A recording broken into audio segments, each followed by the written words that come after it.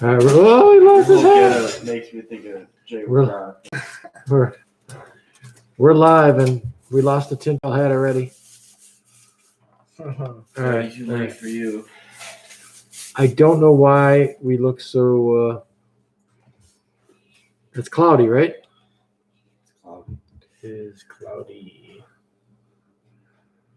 Are you on? You are one watcher there, Garrett? No, okay, all right. We got a couple Stacy is watching. for the. Now there we go. We got a couple for the Apocalypse podcast. We're all set. We got a ninja sword, some barbecue equipment. I don't know why the picture is cloudy like it is, and I don't know. Somebody jacked at that camera or something. Did you touch it with your finger or something?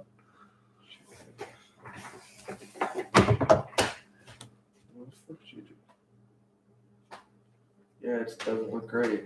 No. Better. All good. Okay. All right. So, want to know how everybody's. I got my Sarah Palin button for president because she's probably the only one that can save us at this point. We're still we're starting to run low on food. A little bit, yeah. My son's only drink a gallon of milk a day and eat 12 eggs a day, so goes by pretty quick. All right, I gotta start losing some of this shit. You gotta be kidding me. Woo! But we want to know if somebody calls in and how they're doing with their some people are going to work and doing all that stuff, but how's everybody else doing as far as their self-isolation time? We're actually doing fine. I mean, we're hanging out and there you go, looks good. Hanging out and working out, lifting weights, eating, just doing what we normally do anyway, pretty much. Did you guys get the text today? I got an email or something from the school saying that they're proceeding after the week after you're supposed to go back. They're just going to go back to e-learning. Oh, we're not going to go back for one more week. That's good. Yeah, at least that's what it looked like. So, yeah, that's what my physics teacher was saying. All the AP stuff. Right. How they're not going to go back. Lose my mask here. Can't do that anymore. All right. Anyways, I'm losing this whole thing. Hell with this. It's way too hot. I'm good. I just got my hat on. Can you keep your hat on? Oh. Enough of that. Yeah.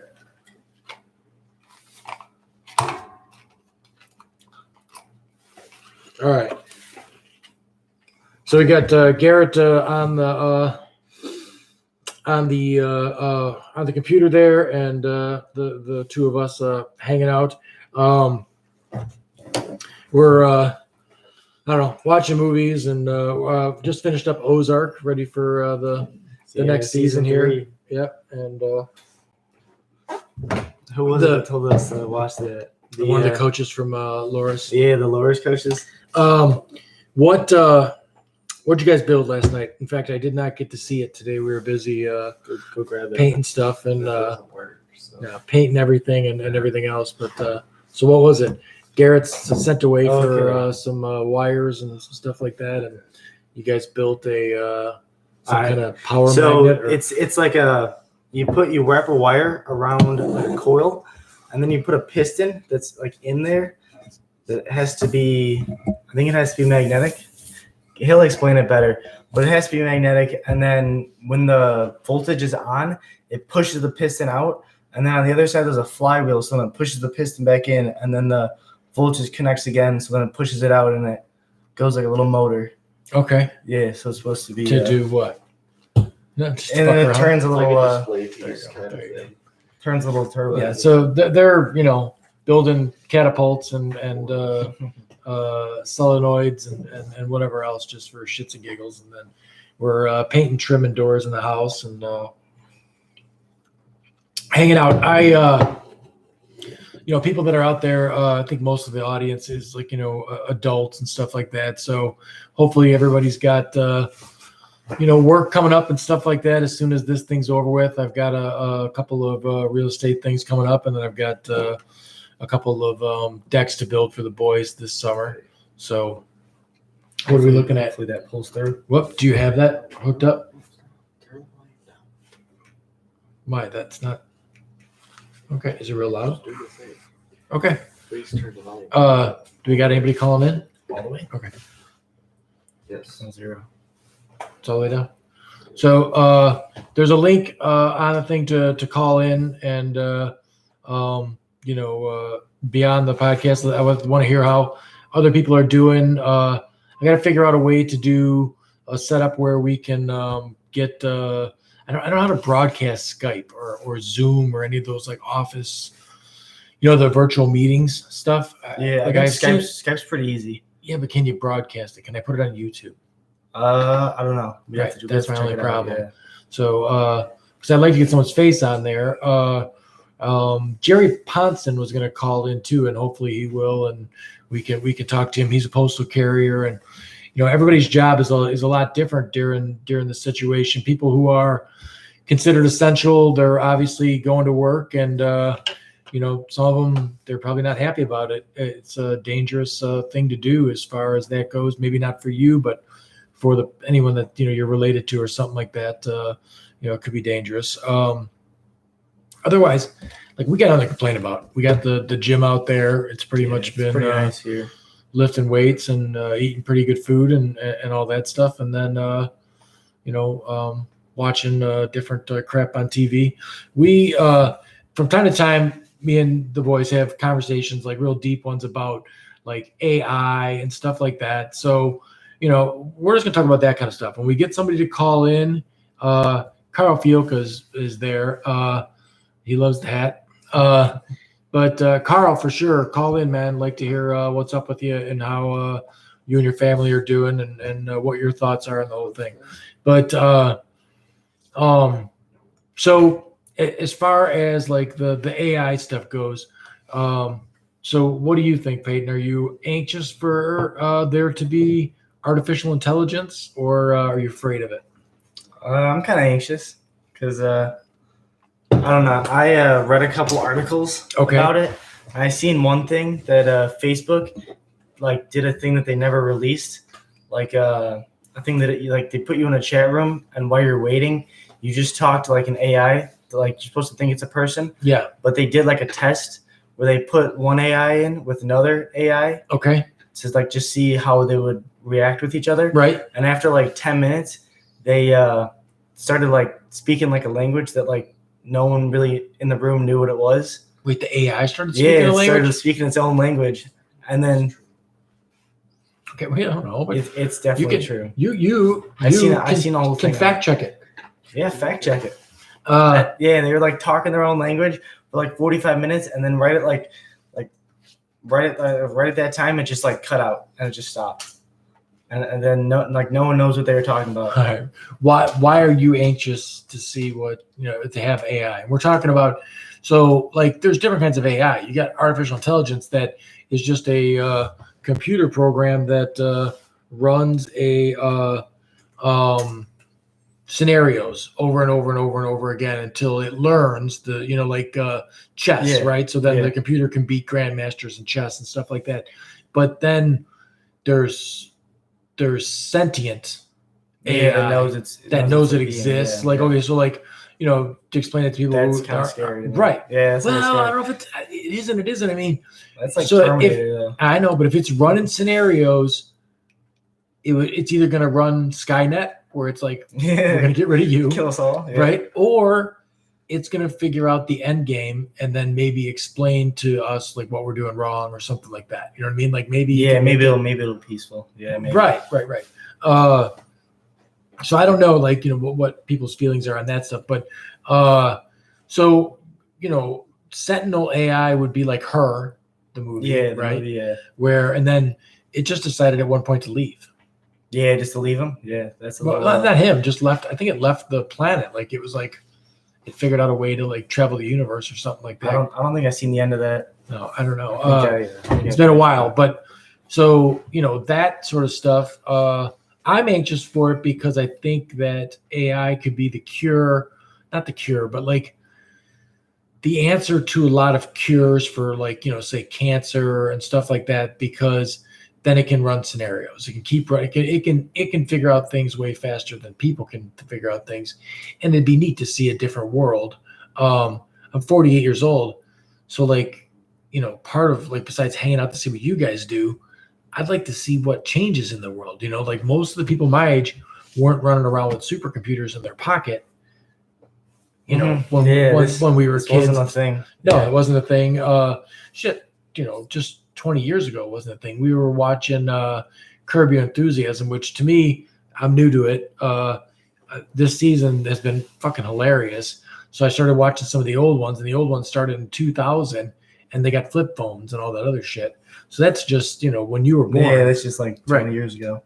So I'm anxious to see, like, if you had AI and things keep speeding up, what's the rule that it doubles every? Is that Murphy's Law? No, Murphy's Law is if it can go wrong, it will. Is that? What's the thing? Like that. Right. All right. We're technology every double every like 10 years or right, something like that. So but anyways, if we could speed that up, then I'll get to see some cool shit before I'm gone. As far as that goes, I obviously would like to see like SpaceX and stuff get to Mars and everything else. Yeah, we've seen the satellites. Yeah, right. I don't know if we saw them or not, but because they were just being a single file, somebody said. Were they the whole time? Because they were just random. Yeah, right. They might have been been the stars. I don't know if anyone had any information, or I definitely didn't see any pictures of the satellites, either. So, there's some like super bright ones though. It's Moore's law, by the way. Yeah, Moore's law. Moore's law. Right. Okay. Yeah, you can just chime in and let us know. So Moore's law. Moore's law says what? That it doubles every 2 years. I thought it was every 2 2 years. years. Right. That technology doubles. It's like the coronavirus. Right. So yeah. Otherwise, Freaking day.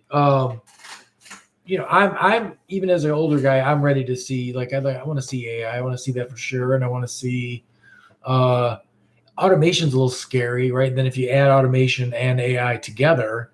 Yeah. How long are we not going to be needed as like a workforce? Yeah, but because like, I don't know. People like my age, like, where are you going to go get a job when you're in like school like this? Right. So we're here on the lake, and, if say you could envision a world where you didn't need a job to, like, you could afford automation and AI of your own, right? That would produce something for the world so that you could make money. Couldn't you find other things to do with your time rather than go to a job and work that job? You mean like? I mean, like, instead of being here in Mantino and have exploration, that's what you think? We'll just go to exploration, like that, like the Star Trek ripoff with the guy Seth MacFarlane. Yeah, Seth MacFarlane. Orville. I haven't seen that. So he goes to what? He works on he's like the captain, I believe, of this like Star Trek like ship. Okay, like right. Explore planets and whatever. Like well, I wouldn't even go that far. I would just say that, like, if we lived on a lake in, Tennessee, right, where it's nice and everything out, and you could just spend your time, I don't know, learning to paint and fishing and hunting and all that other stuff instead of going to a job. Like, I mean, be productive, be an intelligent person and everything else. But I don't know, at some point on the planet, like, I don't know, are we all going to just keep doing the same thing we've been doing? Like, jobs. What's going to be like education?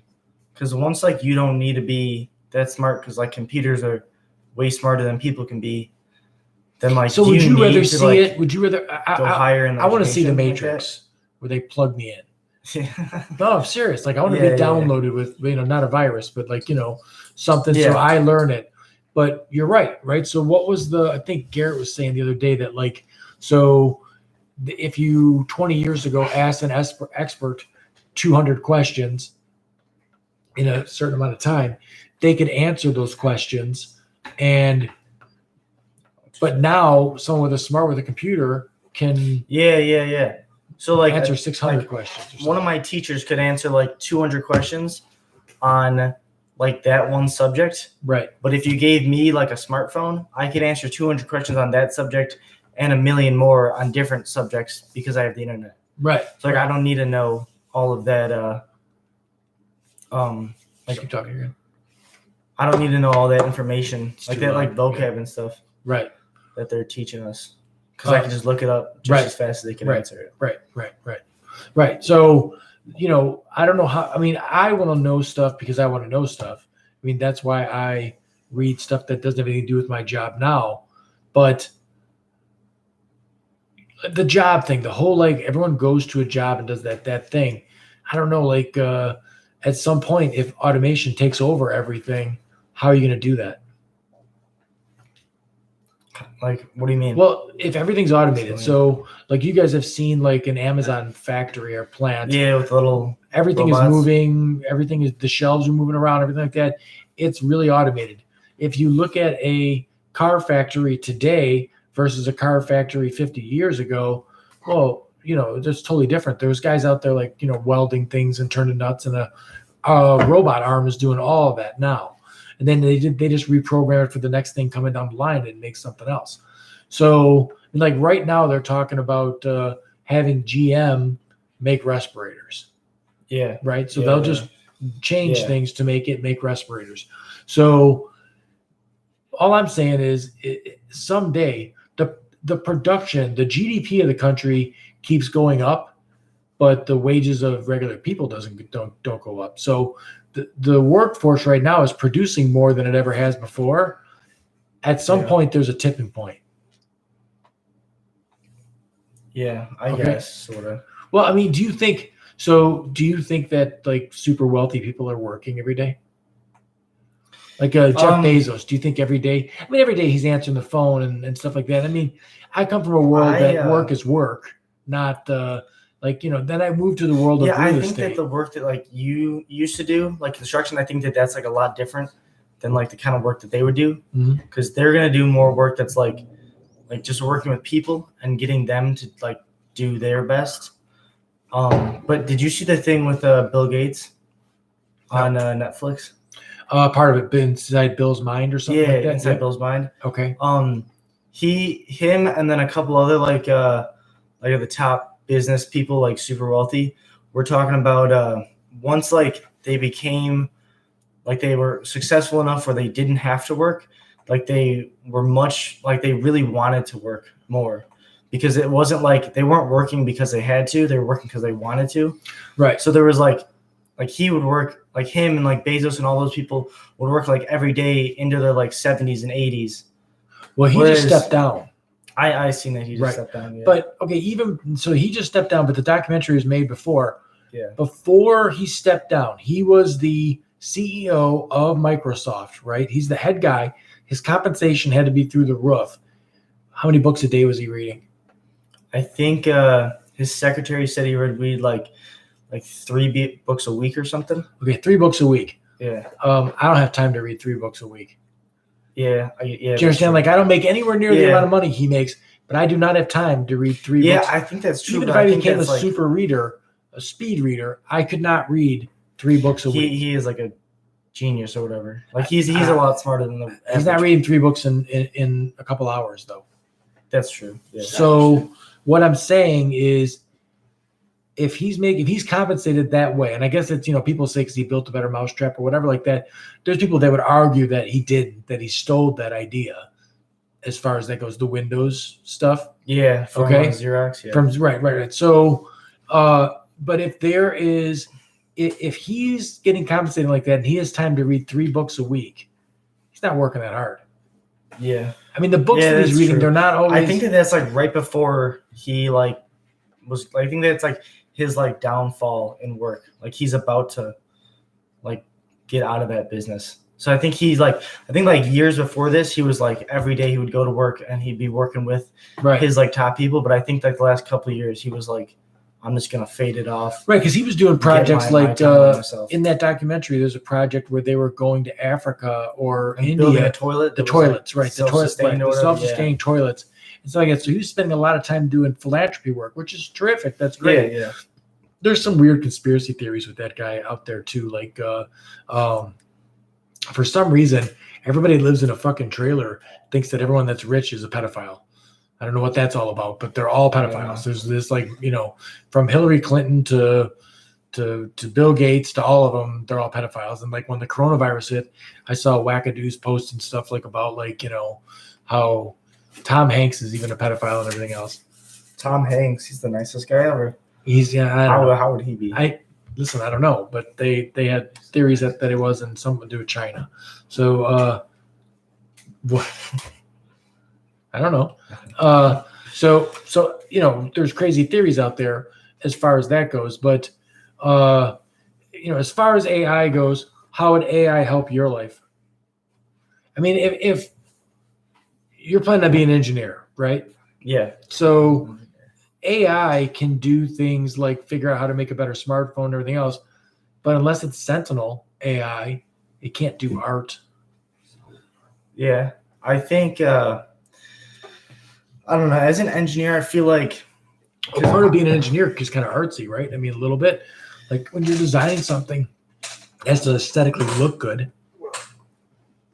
Is that That's engineering versus design. Those are two different things. Yeah, I think you have a different group someone that does designs that. a good-looking building, and then an engineer comes and says, "We have." I think for an Apple computer, they have like the engineers, and they lay out like the whole thing with all the wiring and stuff, and then like the design people make the box that it's gonna fit in. Like they make this box to look how it looks, and then the engineers go in and they're like, "How can we fit all this stuff together?" Right, but you still have to have a blend. So like if there's a guy who designs a Ram truck to look like a tough truck, because hillbillies like to look tough. Yeah. The engineer has to work within those parameters to make sure that the truck is crash tested and works fine and it's ergonomic to the where things are supposed to be. So I mean, if you were an engineer that had what I'm saying is, can AI do your job completely as an engineer? I mean, it can do all the structural parts. There's no doubt. Yeah, all the math and stuff. Right. I think that for a job, but an AI would not know what looks good. Yeah, that's true. It's probably going to go more to. I believe an AI might be able to learn that because you didn't just know that; you learned that from society. I mean, yeah, I guess you kind of did learn something else look good than it does now. You learn that from what people say. So yeah, it probably could learn. Like this, I think some of this is the style. Some of it's innate. But you're saying you learn that it could be cultural. Yeah, because you think if you brought like if you had a really good looking chair today and you brought that back to like 1950, do you think people would like that chair? Have you seen furniture from 1950? Yeah, so like they had a very different idea of what looks good. Well, that's the problem, right? So the same thing with culturally. A hot chick in Indonesia and a hot chick in California. It's not the same thing. What kind of woman you're my son. Pardon? So I'm saying it's learned. It's not something. So it could learn it. But it's also culturally where it's different from place to place. Yeah, but it'll learn it the same way you learn it. Well, I guess it could take like your last like 20 what he's saying years. is that's not fact. Hold on, wait, it's not opinion. It's opinion. Wait. What you're attracted to may not be what I'm attracted to, and we're from the same place. You're my son. So what I'm saying to you is, wait. It would learn it the same way a single person. I mean, it wouldn't be like a whole society. No, but okay. So a Ram truck, they decided that this is the attractive truck. For Chevy decides. Well, I mean, there's certain guidelines like this is tough looking, and you could have a whole group of things that look tough and they're similar looking. So if you wanted to look that way. Right, but it's opinion is what I'm saying. Right, like it's not, I mean, one guy's into brunettes, another guy's into blondes, another guy's into that kind of thing. So like it's all taste. How would the computer like just have its own, like I don't know. I don't know if it can learn. I think that what it could do is it could make like something that's like kind of bland, but has like resembles like what you like when you look at a truck, what do you think is tough? Like obviously over the wheel wells, that needs to be pretty wide. If tough is what you're going for. Like let's just say you are going for tough. So if like you on a tough truck, Then you want, obviously, the wheel wells come out a little farther. The hood's like really tall. I think that an AI could make like kind of a bland layout of that that's a little bit different than what we have right now. Okay. And then you'd have people that like further that and like sculpt it a little bit more. Right. So to I make mean, it a we're using this better- stuff like a truck to say art. What about have you ever had one of your friends say this fucking song's awesome and they play it and you're going, no, Yeah. that's not Yeah. good at all. I've definitely listened to stuff that you guys have listened to and been like, wow, that's crap. You know what I mean? As far as that goes. And I've been around a lot longer, listened to a lot of music. So like it's personal as far as that goes. I don't know if there's people that are in the business that have heard a song and passed on it, and then somebody else produced the song and then it became this huge hit. Somebody else that had an ear for music obviously decided that it didn't, and then this other guy did. Yeah. So what I'm saying is I don't know how AI, like we're real far away from like that much of a thing, you know, being AI being. Because Yeah, I don't think that's easy. I think that's the hard part. Elon Musk said it's like we think we're really far away, but once we get like close, it's gonna like start to go up like super fast. Like it like seems like we're really far, but it's gonna like go like up. Like it's gonna like we're gonna seem like we're really close at one point, and then we're just gonna be there, and it's gonna be like wow.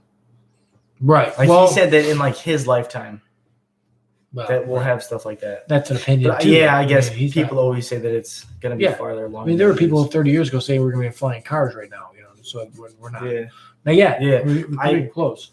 I read an article that was like from like the 1900s to like the 1920s, and a bunch of like artists and like I guess you'd call them like future thinkers, like did renders and stuff of what they think like homes will look like different rooms in homes will look like, and it was like all stuff that I can barely relate to, because they just took like what they have and they furthered that, whereas how we did it, we like built like different things. Like none of them had like anything that resembled like a phone or like computers, any of that kind of stuff. Right, because when I was a kid, there were things in the house that are obsolete now that aren't there anymore. Your phone was attached to the wall in the house. Mhm. You had I mean, if you go down by Kankakee, everyone's got a tower with an antenna on it because they're far enough away from the city that they had to get further to get the signal. Okay, so but a house, like take that one into because you have built stuff like we built the big room edition and everything else. What if 50 years from now, a house? What would you want? In 50 years, you're going to be a guy living in a house, right? You'll be 68 years old. If that's a thing, yeah. What, that house? I would Yeah. think it's going to be No, okay. some sort of shelter. Yeah, it'll be shelter, but But like, what would you want? Not in 50 years, but let's just say 20 years from now, when you're 38. What do you think your house would look like? Like, I mean, I like a. you mean like I like architecturally, like what kind of style? House Yeah, I like a have? craftsman, and then I also have an Yeah. appreciation for like a mid-century modern. And these are old stuff. This is stuff that like I like those old German homes and stuff like that. They look old, but I also would like to have a house that was so cutting edge technology wise, which is crazy because it's just going to be obsolete in 5 or 7 years anyway. But I would definitely like to have something that created its own power, that was green as far as didn't hurt the environment. The materials that were used in the house were not gonna fuck shit up and everything else for my grandkids. So what kind of things would you like to see in a house?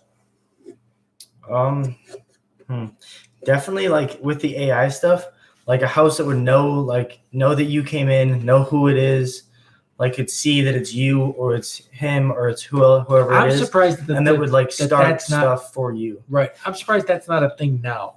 I'm surprised that Like a camera that knows even who like you the are. Echo Dot and stuff like that. I'm surprised that it doesn't just there should, and maybe there is, and I just don't know it.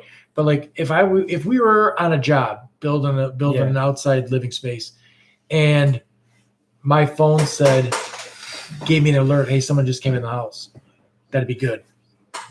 Well, doesn't the Ring thing do that?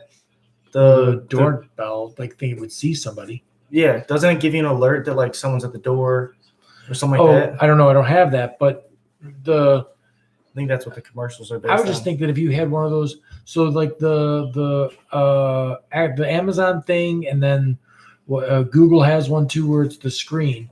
Like I just looked at those the other day. I don't know what that does besides like put pictures on it and you can FaceTime with people. I think that's all it is. I mean, the neatest thing that I saw when I was at Best Buy that day was all the camera stuff. And Why now is it? with the apocalypse upon us, like, there's the cameras we need her, right? Like you could see if anyone's around the house. Not that someone will. Yeah. I mean, no, I seriously have Yes. people that are right. This is all a joke, It's a for the joke. people who are sitting next to their pile of toilet paper and sharpening their knives and cleaning their guns because they're positive their neighbors are coming to get them. Go fuck yourself because you're a bunch of assholes. Like you should be thinking how you can help your neighbors, not how you can shoot them. And I know I'd rather have it and not need it than fucking stop all this nonsense. It's just so bullshit. Like we're all in this fucking thing together, and the virus thing should make people realize that even more, right? Now we've got a contagious disease that if we don't all act in the best interest of everybody, it's never going to be gone, right? Yeah. So if some jagoff is still like, fuck it, let's go to the park and all hang out and give each other fucking whatever the fuck's out there, then you're just keeping this thing going. Like if someone can't, it aggravates me a little bit because I want this thing to be over with. I want people to go back to work. I want, people to make money and do all that stuff.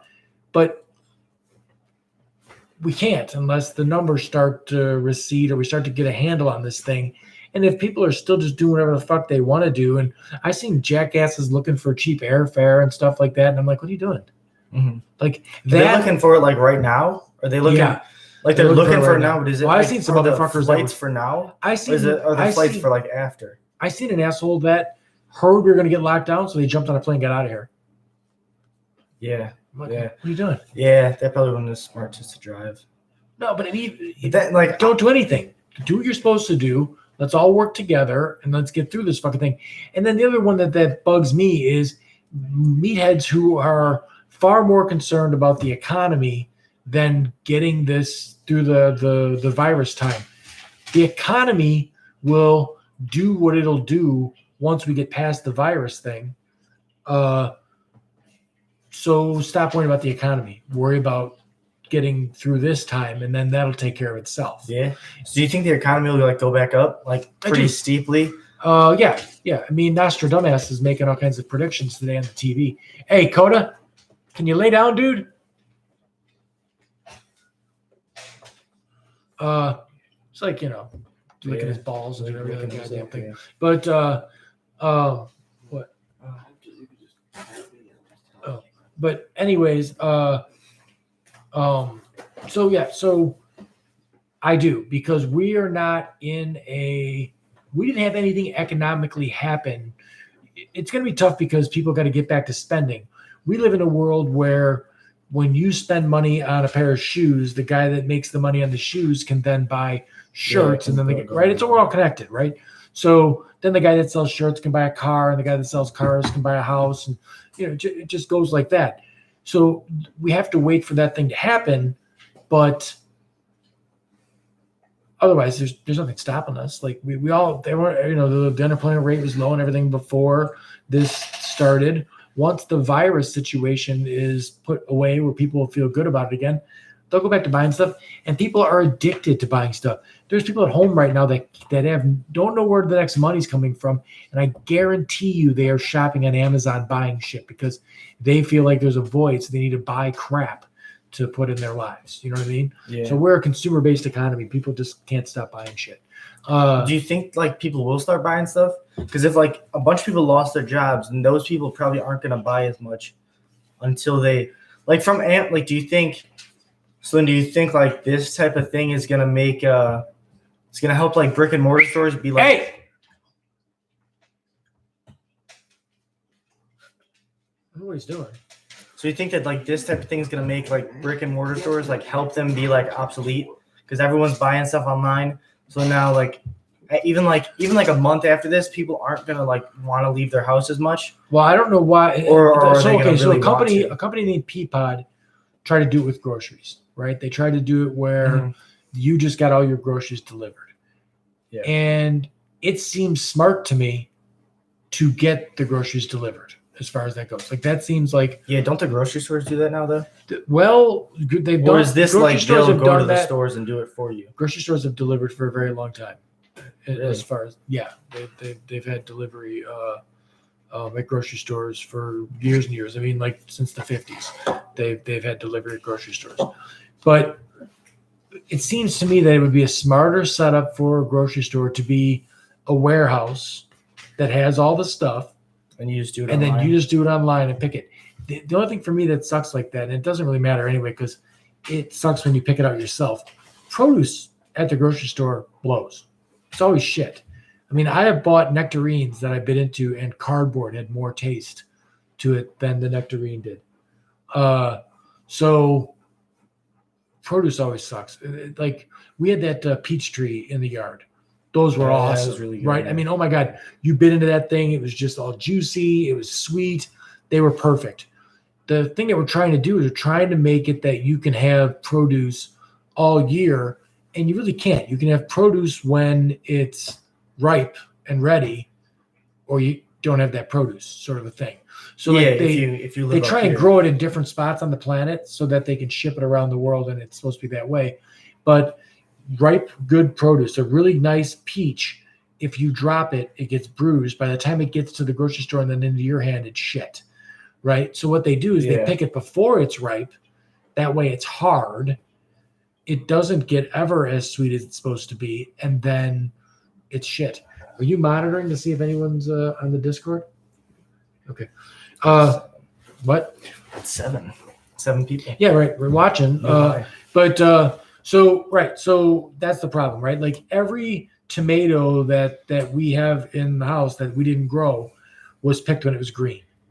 Yeah. And then they hit it with a gas that makes it turn red. It ripens it. If you put tomatoes inside of a bag, it produces that same gas and it makes it ripe also. Does not taste as good as the one that we grow in the garden, and then it's, super juicy and Yeah. tastes better. I don't know. I think people say it doesn't have the vitamins either, but I don't know that. But so that always sucks anyway. So it doesn't matter. Like if I go buy grapes, I don't like to buy them when they're tiny and like I want to buy them when they're like big, juicy grapes, right? So that Yeah, would, but they manufacture them to be bigger and bigger and bigger. they need to figure out to a make you virtual wanna way for buy you to so you can understand. Oh, that too. They GMO them.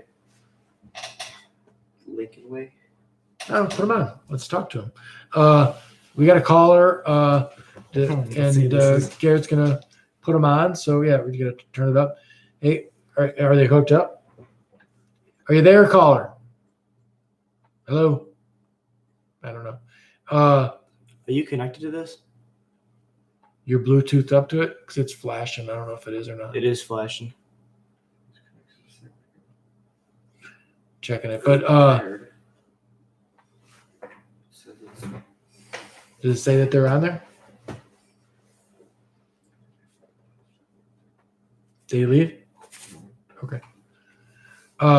What's the name that's on it? And I'll say it on the Lincoln Way. just Lincoln Way. Yeah. Okay. So Lincoln Way is calling. Hope I don't got to go back. Oh, hello. I think he's connected. Okay. Yeah, now it's connected. See, it's solid. Caller, are you there? Hello? I'm not going to do it in the microphone. But so anyways, but I think that a grocery should be the box and then just delivered. You know what I mean? So you get it that way. So just like Amazon, you just Right. go on there and then it's just a warehouse. We just did the Meyer. We just did the Meyer delivery for here. It is weird getting food blind. It's definitely would be weird getting like meat and stuff like that blind because you don't see it. Like I Why? want to look at a steak. I want to look at it. I want to see it's got marbling. I want to see that it's gonna, you know what I Yeah. mean? Like I want to see. What Maybe it they'll looks make like grades of it. So like you have to pay a little I don't know. I more think it should be a and way they'll for you to pick it like better. physically look at it at the store or something. I don't know. Maybe the guy's got to wear a fucking GoPro GoPro, on his right? head. Something. But that seems like it was $9.95 for Meyer to deliver, and it was fine. The guy showed up the next day with pretty much everything I ordered. He was texting me as he was picking it. If there were things missing, he just substituted it for something else. and then it all worked out.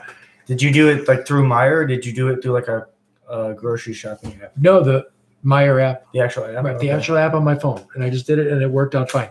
And the guy brought us we do go through a gallon of milk a day, and we brought us 3 gallons of milk and 3 dozen eggs, and we just had the basics. I didn't Yeah, I wonder if they're gonna buy limit any that. toilet paper. Because if you actually go to the store, it says like maximum four per customer. This. I would hope that they would limit it. They should have Yeah. limited it from the very beginning. Every douchebag who came into a place and bought 50 rolls of toilet paper should have been flogged out back because it's terrible. Yeah. Any idea? Yeah, we had to buy Did you get them or lose them? the 1-ply paper. Got off the. That kind of sucks. Okay. All right. I don't know if is he on the side where you could call him back? He left. He's not online anymore. Okay. Okay. All right, man. But anyway, so I think that should change for sure. There's all kinds of people out there that should start working remotely instead of driving to a job anyway. Yeah. You know what I mean? Yeah. So, Pancake. hey, Jerry, Hey, how are you, man? We need to get a box of Bisquick out and put a pair of sunglasses on. or well, something. just put it in front of your microphone or whatever. No, we got you. Yeah, no, the microphone's on the table, and we got a big speaker here, so we hear you, and people on YouTube hear you too. So, how are you doing? You're a postal carrier. So, what's going on, man? Are they ready to revolt over there, or what? Abject terror is how I would describe it. I've seen a couple of things saying that package-wise. Now, what are you guys being told that you're not like the Fauci was on the Daily Show last night, and he said that we should not be worried about getting it from a package. I mean, I'm not as much worried about that or the mail, because if we were spreading it that way a long time ago, like ever have it, because everyone gets packages every day and mail every day. Right. But my concern is that the post office doesn't really care or take seriously like interaction between us carriers in the office Okay. Yeah. Right. in the morning or at the end of the day, or sanitizing the post office. Sure. And I mean, what's the protocol? Are they giving you anything like, hey, if you feel anything, call in sick, or what? What are they saying to you? It's coming out like it's dripping out as it does typically with the post office. But I will say that they should have shut the window operations down a long time ago, because it's really, most post offices don't have a huge capacity for retail. So you've got a bunch of customers coming in there, like either picking stuff up or mailing stuff or whatever, hundreds and hundreds of people. And if you don't limit that, those same clerks that are waiting on you at the window are also giving us our mail in the morning. Okay. Right. So I don't. So if they get sick, we get sick. Right. I mean, boy, is there some way to like almost like automate the post office like that like, Oh, it's already in place. Oh, really? What are they doing? I mean, is it robots or is it like, most of the offices, where I work in Matson, they have a self-serve kiosk to pick up PO boxes, mail packages, mail letters, buy stamps, money orders, anything that you would want to do is automated, and they are choosing to put those clerks in front of people. Oh, right. Yeah. I don't know why. When we went to the Wartburg school in Iowa, they had a thing like that where like Amazon people just put it in a box that was locked, and then you would go up to the box later and pick it up with like a key code or whatever. Right. Well, no, you can go, and if you have to mail like a package or whatever, there's a scale it's open 24 hours. Okay. You can go in there. You can put your package that has a box on it. I'll print out, post it for you, and you just leave it in the lobby there. And Now, what about it'll getting get people? mailed. What about? Is there ever a plan to get people mail to their homes automated? Like whether it's a robot that would drop it off or a set of tubes? That No, just because there's I don't know. such a wide variety of delivery types, like it would be impossible to do that. Right. I would just think that if they had something set up like a certain we get a mailbox out there, but if they retrofitted that thing for something where For like a robot. right, for a robot, because like the almost the garbage man situation, the way that is now with the cans and the hooks and everything else, if they had some sort of a GPS or a sensor on there that a male and a female item linked together and the thing just went to your can and picked it up and dumped it into itself. I don't know if they need a truck or a guy driving the truck. Yeah, anymore. and then they don't need like 670,000 people. That's a fact, right? We were talking about that at the beginning of the podcast. Sooner or later, do we become? I mean, me and Jerry are in our late 40s, but maybe it's 150 years from now. Do we need jobs? Is that a thing that people should be doing? Like, I understand that our corporate overlords and wealthy people need the salt of the earth to work for them so they can become wealthy, but I don't know. There's gotta be a different my scenario. argument has always been like, aren't we better served to like do the stuff that we're good at? Right. Think of all mean, this like, creative technology jobs? that we can create and all of this entertainment we can create, and which is great if you're creative. I have definitely had conversations with people, not on the podcast for sure, but in person, that I was like, get me out of this fucking conversation. You've had a conversation with someone that was the most boring person in the fucking world, and you're like, for fuck's sake, dude. Like, I don't know, man. I seriously, like, duct tape something to your forehead and run around. Do something more entertaining than this conversation, because this sucks.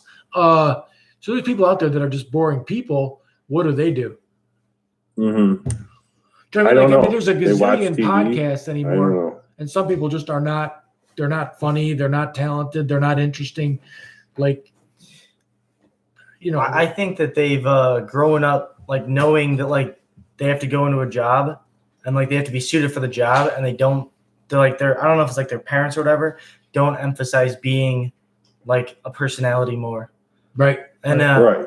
I think like that's probably going to change more like now, because everyone's on like social media and stuff. They want to make themselves seem better than they are. So they're trying to be more personality rather than just like job. So we were talking the other day in the gym that Yeah. I've never been in a conversation with somebody that I wasn't personally in the conversation, right? Like every conversation I've had, I've been present for the conversation.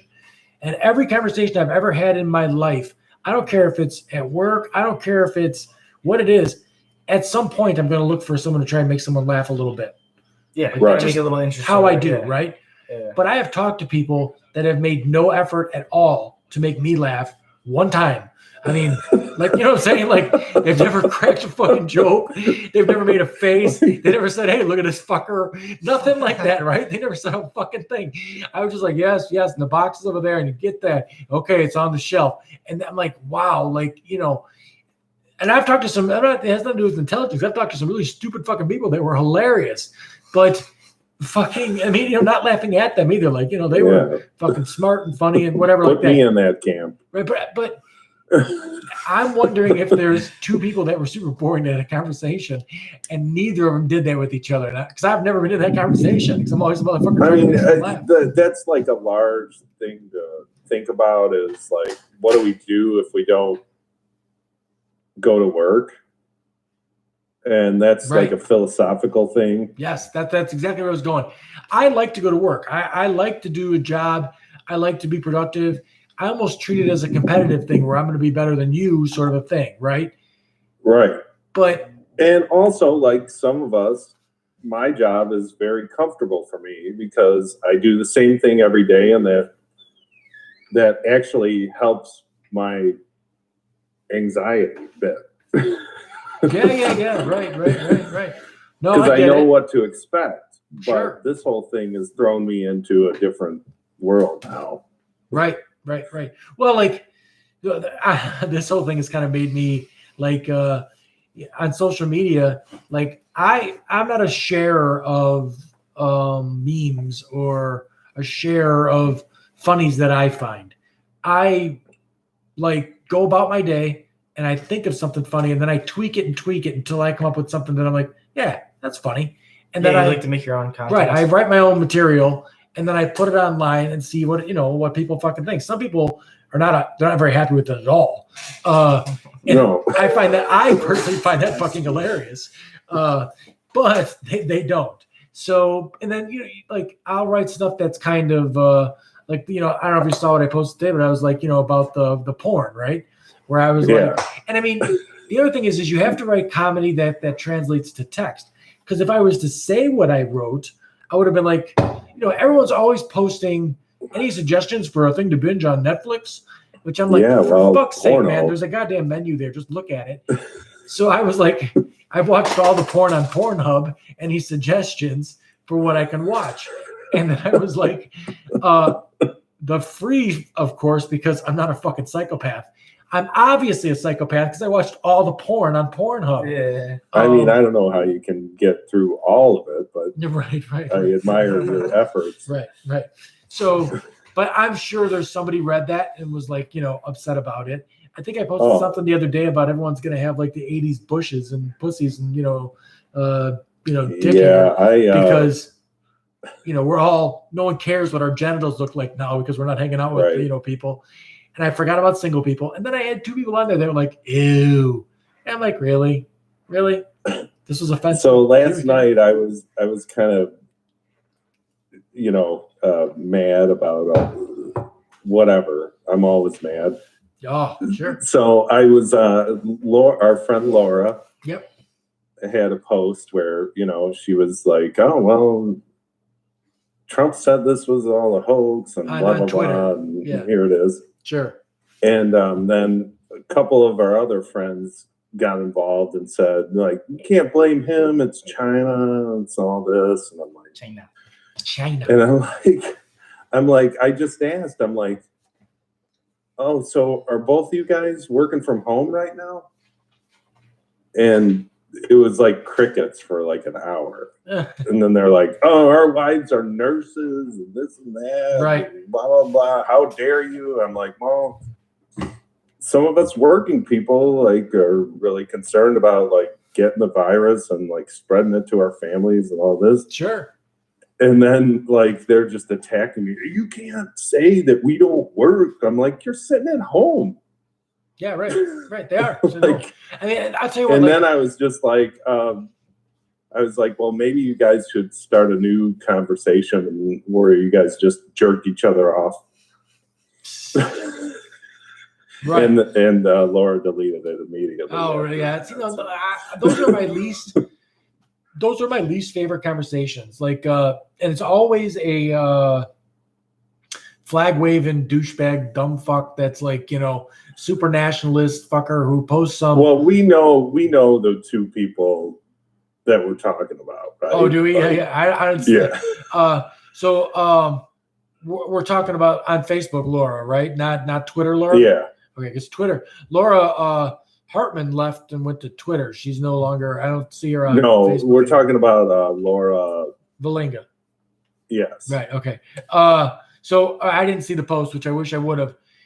But the one I disdain the most is when somebody posts something like, like one of these dumb fucking. They don't want to do anything about either of them, but it's like, I think we should take care of veterans before we take care of the goddamn foreigners.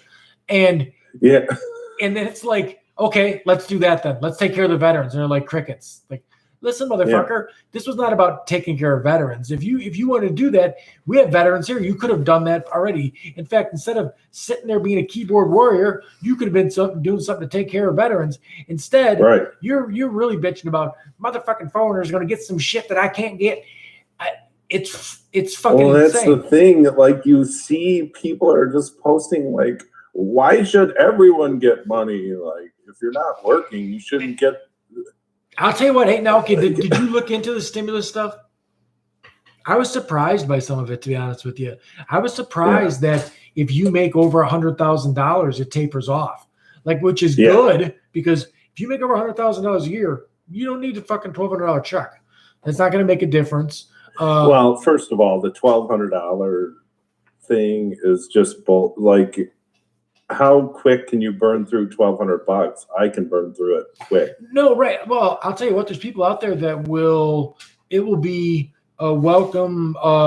It'll be a lifeline for some people. It'll be not even a lifeline for some people. It will be pocket cash to do what it's supposed to do. What it's supposed to do is get you to go out and spend, right? Get you to buy the thing that you didn't buy. If you needed a new, refrigerator, you've got $1,200 now. Go buy a fucking refrigerator. Like some people, like you're still at work every day as long as you don't get sick. Every nurse and firefighter, those people are still working. They qualify for the $1,200. The $1,200 goes to everyone, and it's a stimulus, right? So that's good because that's what we need. We need when this thing starts to break, everybody's got extra cash in their pocket and they can run out and buy that item. So then the guy who sells refrigerators sells 15 more refrigerators. He gets a bonus and he can go buy a fucking car. And then we get the economy going like it's supposed to. So that's a good thing. The fact that, like I said, I was surprised that they tapered it off so that there's not some guy out there that makes $400,000 a year. It's like, what am I going to do with this $1,200? I'll just put it with the rest of the money in fucking Jamaica. So that's dumb. The thing that was a pisser was the whole thing they're doing right now with the unemployment. Right. Listen, I know, me and you come from the same sort of thinking as far as this goes. My only thought is the more money you put into the people's hands that need money, the better. That's more of a stimulant, right? Yeah. So, what does it matter at this point? It doesn't. People are so jealous of what somebody else had. It drives me nuts. I see people posting that some shit like nobody on welfare should get anything, and then someone be like, or no one on disability should get any extra, and it's like their lives are going to be measurably harder, right? And the problem is because they're not going to be able to get services, they're not going to be able to get the stuff that they need. But the misconception is they need that money too. The misconception is somebody that's on disability doesn't have a job, or somebody that's on welfare doesn't have a job. 80% of the people that are on welfare, and a right-winger's head right now is going to explode because they don't like that theory or that whole but if you look it up, 80% of the people that are on welfare have a job. It ain't that they ain't working. It just they ain't making enough to, if you make $10 an hour, right? or $12 an hour, say, and you work 40 hours a week, 50 hours a year, it's $24,000 a year. Yeah. You did not, or 26, whatever it is. You're not making enough money to pay the fucking rent. So, I think if you make over $24,000 or under $24,000 a year, you qualify for welfare. You qualify, and then if you've got kids and everything else, well, if you have kids, right, you can get food stamps and shit. So, to me, what drives me nuts about that is, first off, hold on. Hey, can you do something with that fucking dog? Just tell him to lay down. Coda, lay down, man. Jeez, I can hear it. Hey, I need to argue with you like I need a dick on my forehead. Knock it off. So anyways, but the point is that if you give that mom or dad who's making $24,000 a year, $1,200 or whatever you give them, give them $6,000. He's going to spend or she's going to spend 100% of that $6,000 right into where? The economy. So then the guy who gets that, sooner or later corporations are going to get it. Maybe I'm being too hard on it, but I don't understand why we have to bail out airlines. Well, we shouldn't have to. Well, I mean, there's companies out there that are smaller airlines that could get bigger if they had the opportunity to. If the big airline did not do what they were supposed to be solid through a lull, then I guess you need to sell your assets for cheap because you need money when you file bankruptcy. And then the other guy can buy your 747 and create his own airline. Then we don't have United anymore. Go fuck yourself. I don't care. Well, my thing is, why are we giving money to cruise lines? Does no. anyone need to go on a cruise? That's going to be And they're a all dead, flying right? That's going to be a under dead industry international anyway. flags. Right. Like, it's Well, that's the other thing. They don't want to obey our labor laws, and they don't want to pay federal taxes. but they're American corporations, Bill. Right. Don't Well, that's like what all the corporations corporation that are. flags matter too? But corporations, there a lot of them are based out of Delaware because of the tax rate so Mhm. low. I don't know. It seems to No, me it's that if just you've done, my thing is I just want to get away from like I realize the financial impact is going to be devastating. But except for, I just want to focus on like keeping people alive. So if we can move more funds to that, I'm for that. right. Well, they came out with the stimulus package and they put it on the TV, and the first line said, a person's going to get $1,200. The second line said they were going to put so much money into unemployment fund or something like that to expand unemployment. Then the next line was that small businesses, which that's a whole other racket too. A small business is something that's like you got 100 employees or less. What? Somebody Google it. What's considered a small business? I think it's 500. Oh my God, 500. From what I remember. I had a company that had 5 guys in it, and I made Yeah. a ton of money off myself and the 5 guys working. Having 500 guys, you're a multimillionaire over and over and over again. And somehow, when something goes down and takes 2 weeks away from the economy, you've got your hand out looking for money. Right. That doesn't make any sense. Well, the thing is, like, that line between like small business and medium and like big business, right? It goes from people that are legit small businesses where you have like less than 50 employees to like less than 500 employees or whatever. Like I went through it when we had the bike shops back in 2008, and we had like 40 employees or whatever at the time, but we were too small to matter. Right. So okay, you guys had the shop in Tinley and then the shop in New Buffalo. Did you have another shop? And then also one in Michigan City. Okay, right. Indiana. So those 3 stores, how many employees do you have for all 3 stores? We had like just under 40, like 38.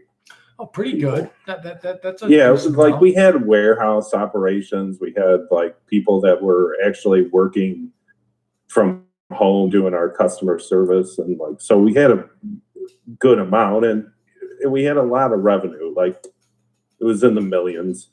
Right. So I mean, but that's a big difference between. But when we went to borrow money, Bill, is what I'm saying is they were like, you're too small. Oh, really? Yeah, like they wanted to loan to small businesses that had 100 million in revenue. Oh. They didn't want to loan to like someone that had $3 or $4 million in revenue. Right. So yeah, well, they're supposed to be loosening up the lending too, right? But they said that businesses, and I mean, I liked it, I guess, if you had a business, hold on, it's making a lot of noise, man. If you have a business that you say you own a restaurant, you have 30 employees, and they give you a loan for a couple $100,000, and when you take that loan, you pay your employees, you pay your utilities, you pay your basic functions. It immediately becomes a grant. Right. And it you don't have to pay it back then, right? So that then it's no longer a loan. Yeah, but like the way this happened, it's too late.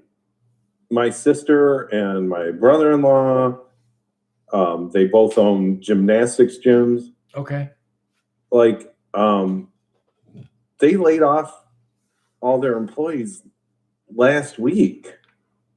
And the timeline to get access to these because they had to close. Like they're not essential businesses, right?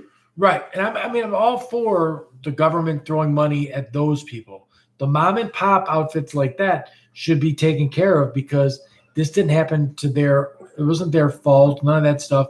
Right. And, they should be taken care of. It's the real big ones that have tens or hundreds of millions of dollars of revenue, and somehow they can't float themselves to a little bit of time before they have all this structure in place, right? If you're United Airline, you've got all these planes, you've got all these deals with and you have borrowing ability. Like you can go into bankruptcy. And I think the Fed if is you're loaning, a large business. Right. The Fed is loaning large businesses money at like 0.28%. You can get millions and millions of dollars to reorganize. Right. So, but it's and free and pay it's free money too. Your You could take CEOs. You could take fucking your way too much money. Right. Well, that's the problem. Is what they do. It's a money grab.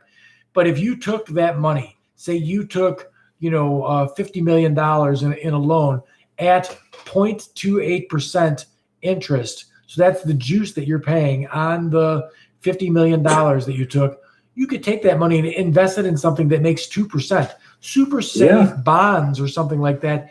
And it doesn't even make sense to operate. No, you're making money. You can shut down operations. Right. You can lay off all your employees. Because all you need to do is make the interest on that and you can just make money on that spread. Right. It's like the mob. Exactly. So, I mean, they've made it really easy for big business to do that.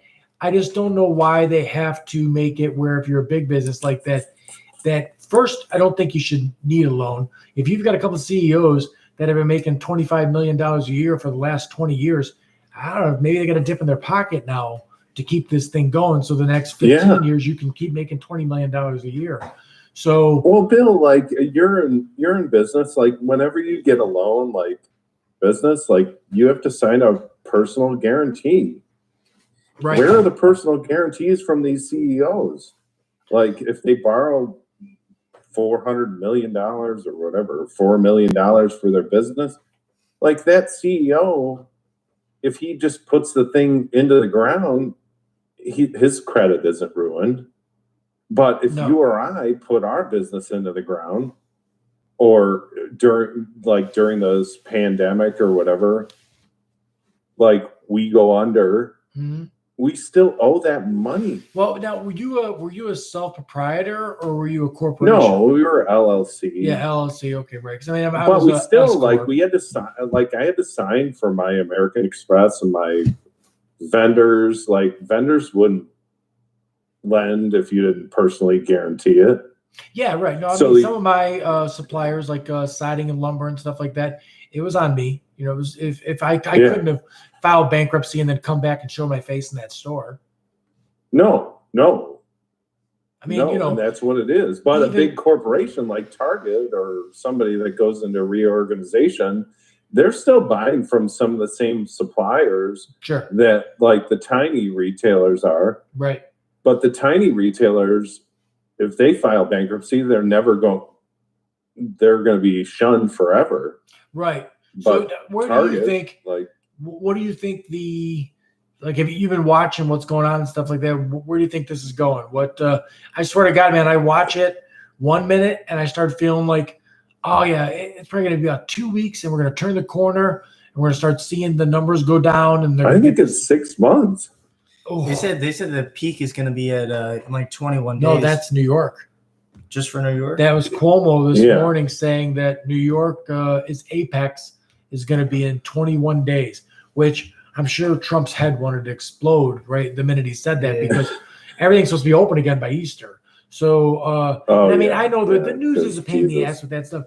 Listen, I'm actually not impressed with Trump, but I'm surprised that he hasn't, I don't know, come out with his pants down and a fucking, bowling pin up his ass and just completely broke down. Like this is insane what's going on right now. And like if any of us were president, like I would have lost it. I can't even keep my shit together to deliver mail. So like I can't imagine. No, for sure. Presiding over this. It's a complete conniption. Ego that thinks that he can, like, his whole upbringing was like those positive affirmations and like distorting reality of like, oh well, if things are bad, you just say they're good, and that's like that's what he was taught. He's Barnum and Bailey. He's definitely a con man selling stuff, and he's also somebody who grew up with the whole thing where if I say I want it and then I get it, so I say I want it. So you're like, visualizing your success. It's like a Zig Ziglar bullshit thing. Right, nonsense. But I mean, he says when he said I got a taste of the whole media bullshit stuff with the whole. He said, I watched the interview where he said, the way he talks, I want to like throw up because he's an idiot. But he said, I'd like to see everything open by Easter. And then he says weird things like it's a beautiful timeline, or like I'm like, what are you even saying? It's like the greatest time. Right. It's like he narrated some story, and like it's just weird that he says stuff like that. But so he says, that kind of thing. And then the news immediately runs away with Donald Trump wants to open the country by Easter, and that's just crazy. And then they're asking doctors that are like, well, no, the virus isn't going to, is going to dictate. Yeah. And they're like, oh, but Donald Trump. The virus is in charge. Right. It is. But Donald Trump never said, here I am defending him. He never said that he was going to open things. Now, if Easter comes and he's like, fuck it, it's open. Well, we got problems then, right? Because, that's not going to happen. And, the news today, we were here painting, and MSNBC we got the ticker that's on the side there, right? And it was like, I think yesterday it was like 1,080 or something like that deaths in this country. And then, it went over 1,500 today. But at some point, the news had made a mistake. And it said 2,339 on there for the death toll in America. And I had looked away, came back, and I'm like, hey, look at that. It just jumped 1,000 for dead people in this country. Uh-huh. And we just stopped and we're like, what the hell's going on? And 5 minutes later, and they had a banner on the bottom saying that the death toll jumped over 2,300 and everything else. They removed it. Mm-hmm. They never said a word about it. So but that's part of the problem. That's where I was going. When you're dealing with this narcissist, psychopath, liar, right? You have to be right about the information that you're giving out on the opposite side, right? Yes, because the minute that you're wrong, you have to be 1,000% sure, right? Because the minute that you're wrong, then you're wrong about everything. Don't know what to think, right? Or who is giving the right information, and you're feeding into that whole fucking thing of his supporters, right? Like it's fake news. Yeah, but every time you get something wrong, for one of his supporters to think that something was not, to think he was not bright, or to think he was, if they've seen him spell or write a sentence or talk or anything, you'd know he wasn't very bright.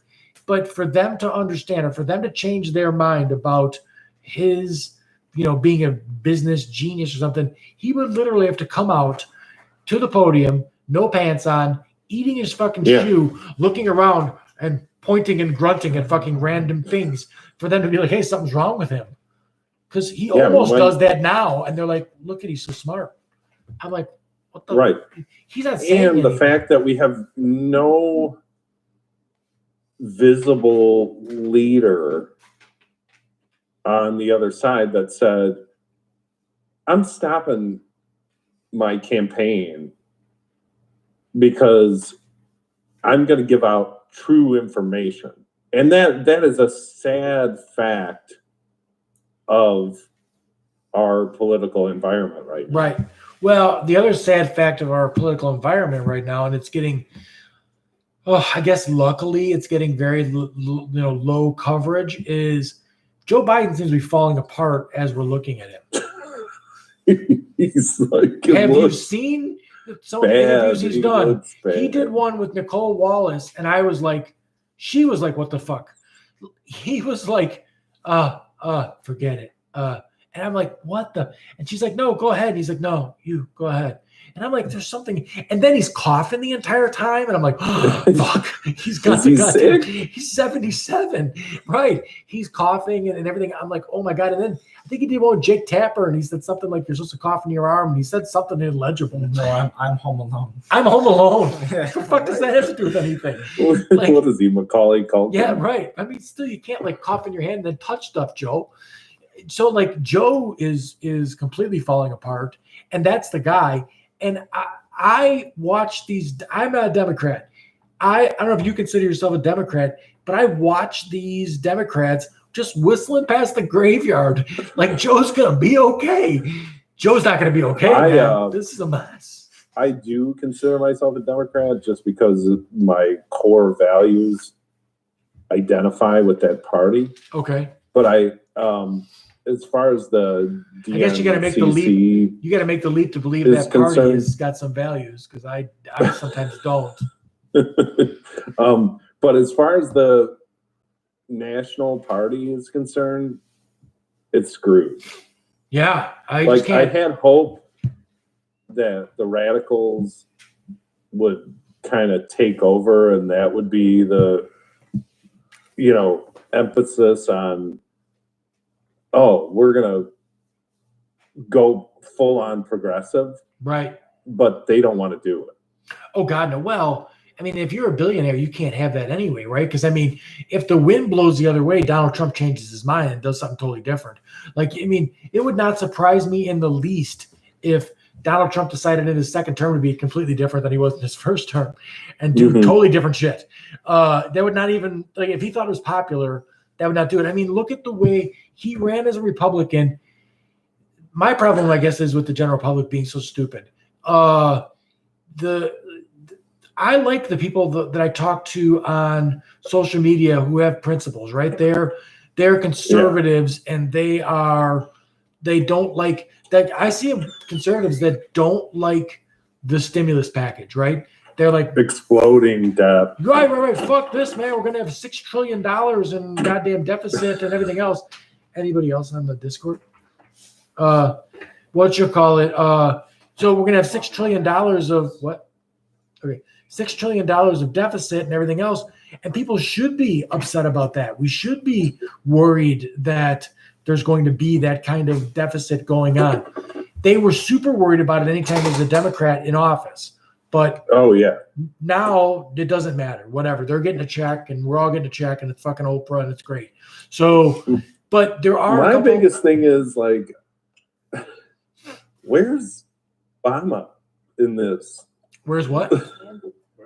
Like, can he just save us, for God's sake? I don't know, and I don't think he wants to. I think he just wants to get on a goddamn cruise or a ship with Branson or whatever and just go do whatever the fuck he wants. Just like, I don't think he wants any part of it. I mean, look at that job, man. Would you want that job? I wouldn't want that job. No, but at least, like, if you cared about us at all, like, come on, man. Yeah, get on. Do your own news conferences, because you could do it right now. Come on, that guy's lucky he got out of there without getting shot. I love, true. It's so funny. Like, I don't have a big love for Donald, or not for Donald, for Obama. Like, he's not. I don't think he could save us. I don't think. I was let down with the presidency. He didn't. I was too. He did not. He was not anywhere near as progressive as I thought he was going to be. And I think there was a lot of people that were betting on Mayor Pete the same way. They said, "Oh, gay guy, he's got to be progressive." But if you really looked at his platform, he was as corporate as they come. He's a corporate, Didn't matter. He would have right.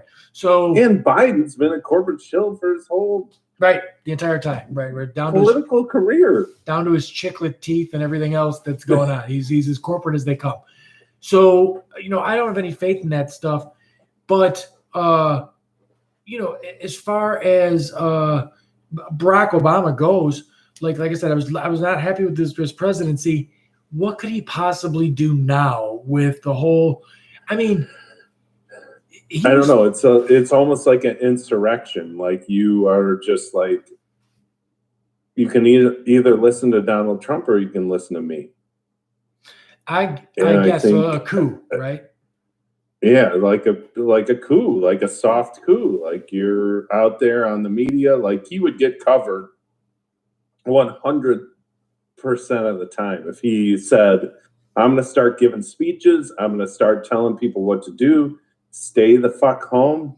Do you blame him though? Don't listen to this He was a guy raised by a single parent, and now he's worth $220 million. Him and his I know, wife. but you can't take money. Yeah, they did, Jerry. To the grave. Exactly what they took the money and ran. So they've got the money and they left. And that's what they did as far as that goes.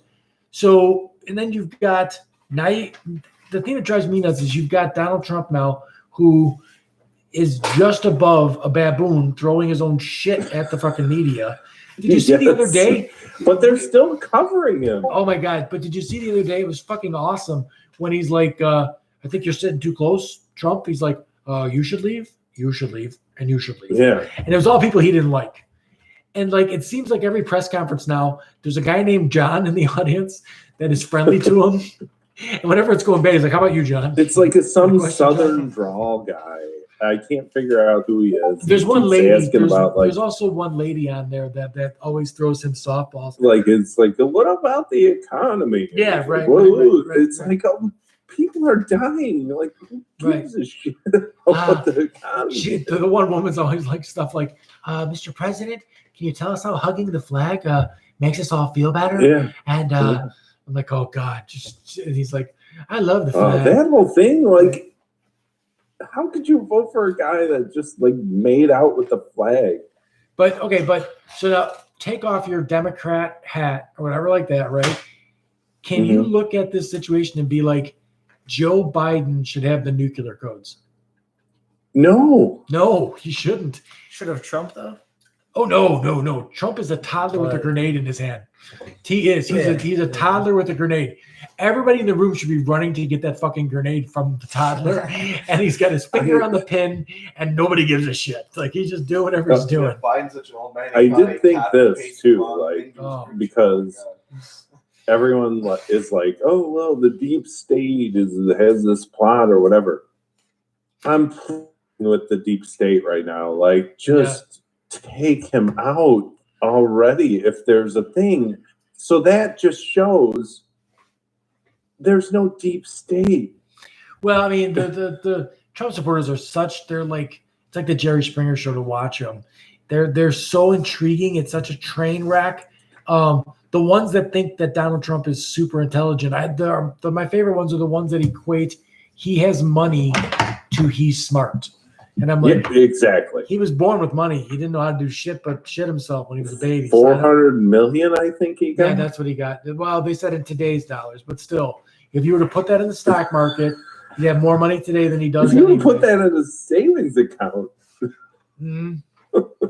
Right. So I mean, he's not bright. He's lived a charmed life. Things have gone his way. If he saw most of his supporters on the street, he wouldn't want to talk to them. Like that's not, he's not that guy. No. But we've got this horrible, shitty moron who doesn't know anything. He doesn't understand. And also he has some persecution complex. Absolutely. Where he thinks everyone's out to get him, and all these elites would never hang out with him in New York, and right? Because he was not Bloomberg and all those guys. But he didn't do what elites do. He wasn't a guy who had so much money that he could give millions of dollars to the ballet and to charities and stuff like that. Yeah. He didn't do any of that philanthropy stuff. Well, he didn't give a shit about any of that. Right. All he did. Hey, I gotta see my. Hold on, I got another guy calling here, Jerry. Hold on one second. All right. What's up there, Jeff? What's up, Bill? Nothing. Hey, can you do me a favor? Call me back in just 10 minutes, and then I'll put you on the podcast. I'm gonna wrap it up with Jerry here. We'll wind this down. Can you do that? You're on the podcast now. We tried doing it earlier. I didn't know we were still on. Oh, you know what? That's who Lincoln Way was. Garrett was trying to get you on, and he couldn't. So hey, go back on that again. He'll get you right on. All right, we'll try to get on again. All right, cool. Thanks, man. But anyways, my problem is you've got this horrible candidate that's just like a shitty person. He's botched this whole thing with the whole coronavirus thing. I mean, you're going to have a high unemployment rate at some point. The stock market, I think, is going to come back pretty strong, but it's not going to bring you back to where you made any money with the Donald Trump stock market by the time the election comes. So you've got a weak candidate, and then the Democrats decide to do Groundhog Day and run the same shitty candidate against him again. Well, Hillary couldn't have been worse, and then they got Biden, who can't remember his Cuomo shoes. might be like drafted. Yeah, because it's anybody but Bernie. Anybody but Bernie. I don't understand that. Bernie is I do. fine. I do. You've got the same millionaires and billionaires are in the Democratic Party or is in the Republican Party. They have no interest in somebody telling them. I voted for Bernie the last time. Right. Well, if you're a billionaire, I get it. You don't have any interest in someone looking at you and saying, "All right, we're going to raise your taxes." For Hillary. Oh yeah. Bernie lost Right. So did I. Same thing. Yeah. Which, I mean, we live in Illinois. It doesn't matter. Like, whatever. Yeah. We could have voted for fucking Beelzebub. I love my Democratic friends, but they want to drive me nuts too because they want to tell me that it's Sanders supporters' fault that Hillary didn't win. And I said, no, it's not. That is not true. Right, it's not true because every Sanders supporter I know, first off, voted for Hillary. Sanders did 39 campaign events for Hillary. There's nothing that went on that side. I'm sorry. Your candidate was unpopular. You sat there and you listened to the spoon-fed news, just like they did it again this time. Constantly told you that Joe Biden was the most electable guy. Biden is it like I don't mean to interrupt you, but is it so fucking weird that after Bernie won those couple states, like Joe Biden all of a sudden with no infrastructure, no advertising, no nothing, came out of nowhere. Right, came out of nowhere and clobbered like them. all the states, like was winning like 60-40 and stuff like that. Like crushed them, right, immediately. No, it made no sense at all. I don't want to do a conspiracy thing where like the fix is in or none of that bullshit because like that's not helpful. But my Democratic friends, they're like, see, we told you. This guy has been running for president for 30 fucking years. He won his first state like fucking 2 months ago. He's not electable. He's not more electable. You're also not paying any attention to anything except for the talking heads in the news.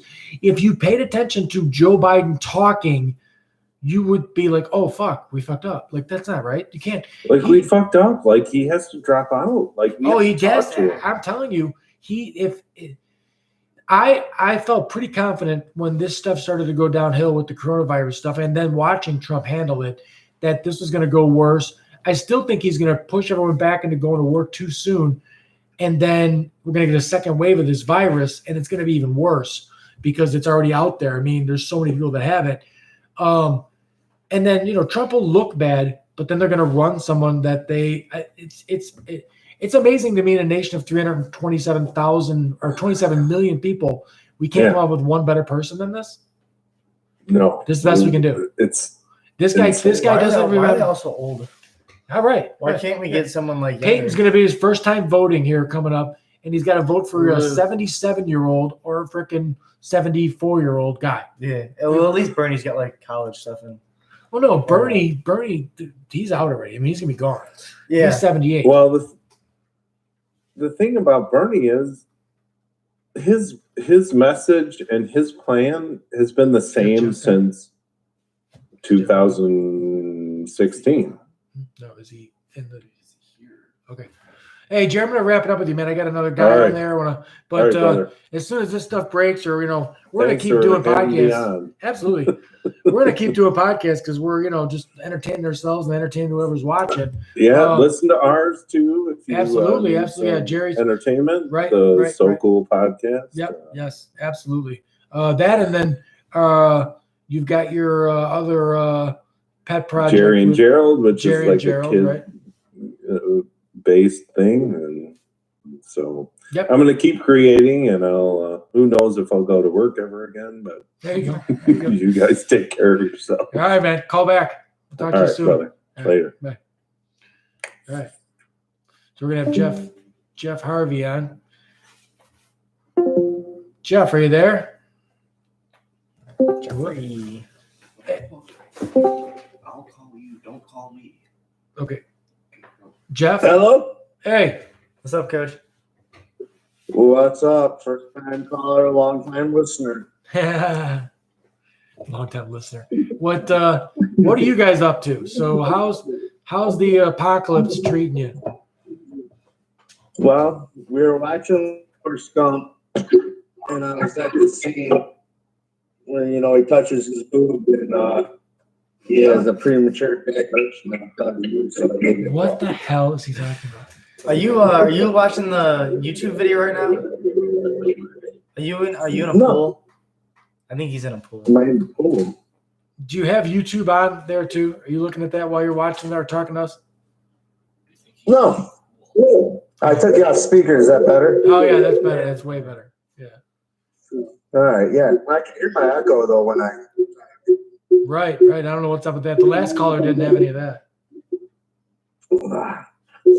So what's up, Bill? Nothing, man. We're just trying to entertain people and hang out and do something different. Well, I hear that in the background. What do you hear? I hear an echo. Oh, that's what I hear. Yeah, Yeah. it's like bubbly. Yeah, I don't know what's up with that. Man, look. Let's see if You think he was underwater? I don't know. you want me to call back? No. I don't think so. Are you there? Is it just you or is there someone else with you? No, Cheryl's here, but Oh, okay. she's not on the phone. Right. So you guys been keeping you're still working, right, Jeff? Oh, absolutely. I'll be the last guy working there. Right. So I mean, life is pretty normal there. When you're at your job, are you with a bunch of people or no? No, I mean, you got your couple bosses, but just me and the conductor out there working together. Right. So you guys are pretty good about if someone feels like they're sick or something, they're gonna stay home. No, the railroad's there. Oh, Who cares about if you're sick or not? They just want their freight moved. Oh wow. Well, I mean, Yeah. I would hope that this thing starts to turn the fuck around because we shut down the goddamn world, right? I mean, I can't believe the amount of sports that aren't there. There's no concerts. There's no, the amount of shit that people aren't doing. We've got to have some effect on this thing. We've got to start to get where, where the numbers of cases have got to start to dwindle because the amount of people not hanging out, rubbing shoulders there's not a bar with a bunch of people in it. There's not a restaurant with a bunch of people in it. There's this is insane, the world we're living in right now. Well, I mean, I think that all we're doing is curving it and delaying the inevitable where we're all going to get it anyway. My dad is actually in the hospital right now. He's COVID. Oh, what? Your dad's in the hospital? Yeah, he got in there Monday. They gave him a test on Monday. They got the results back on Wednesday, and he tested positive. Oh, he has it. Yeah. Holy shit! How did he? So I'm sorry about that. What does he know where he got it from, or? Yeah, I mean, I don't think anybody knows. I mean, you could have it for days before you even start feeling symptoms or anything like that. My mom was feeling a little sick beforehand. And she had like a little bit of fever, a little bit of a cough, and then it kind of went away. And then my dad got sick.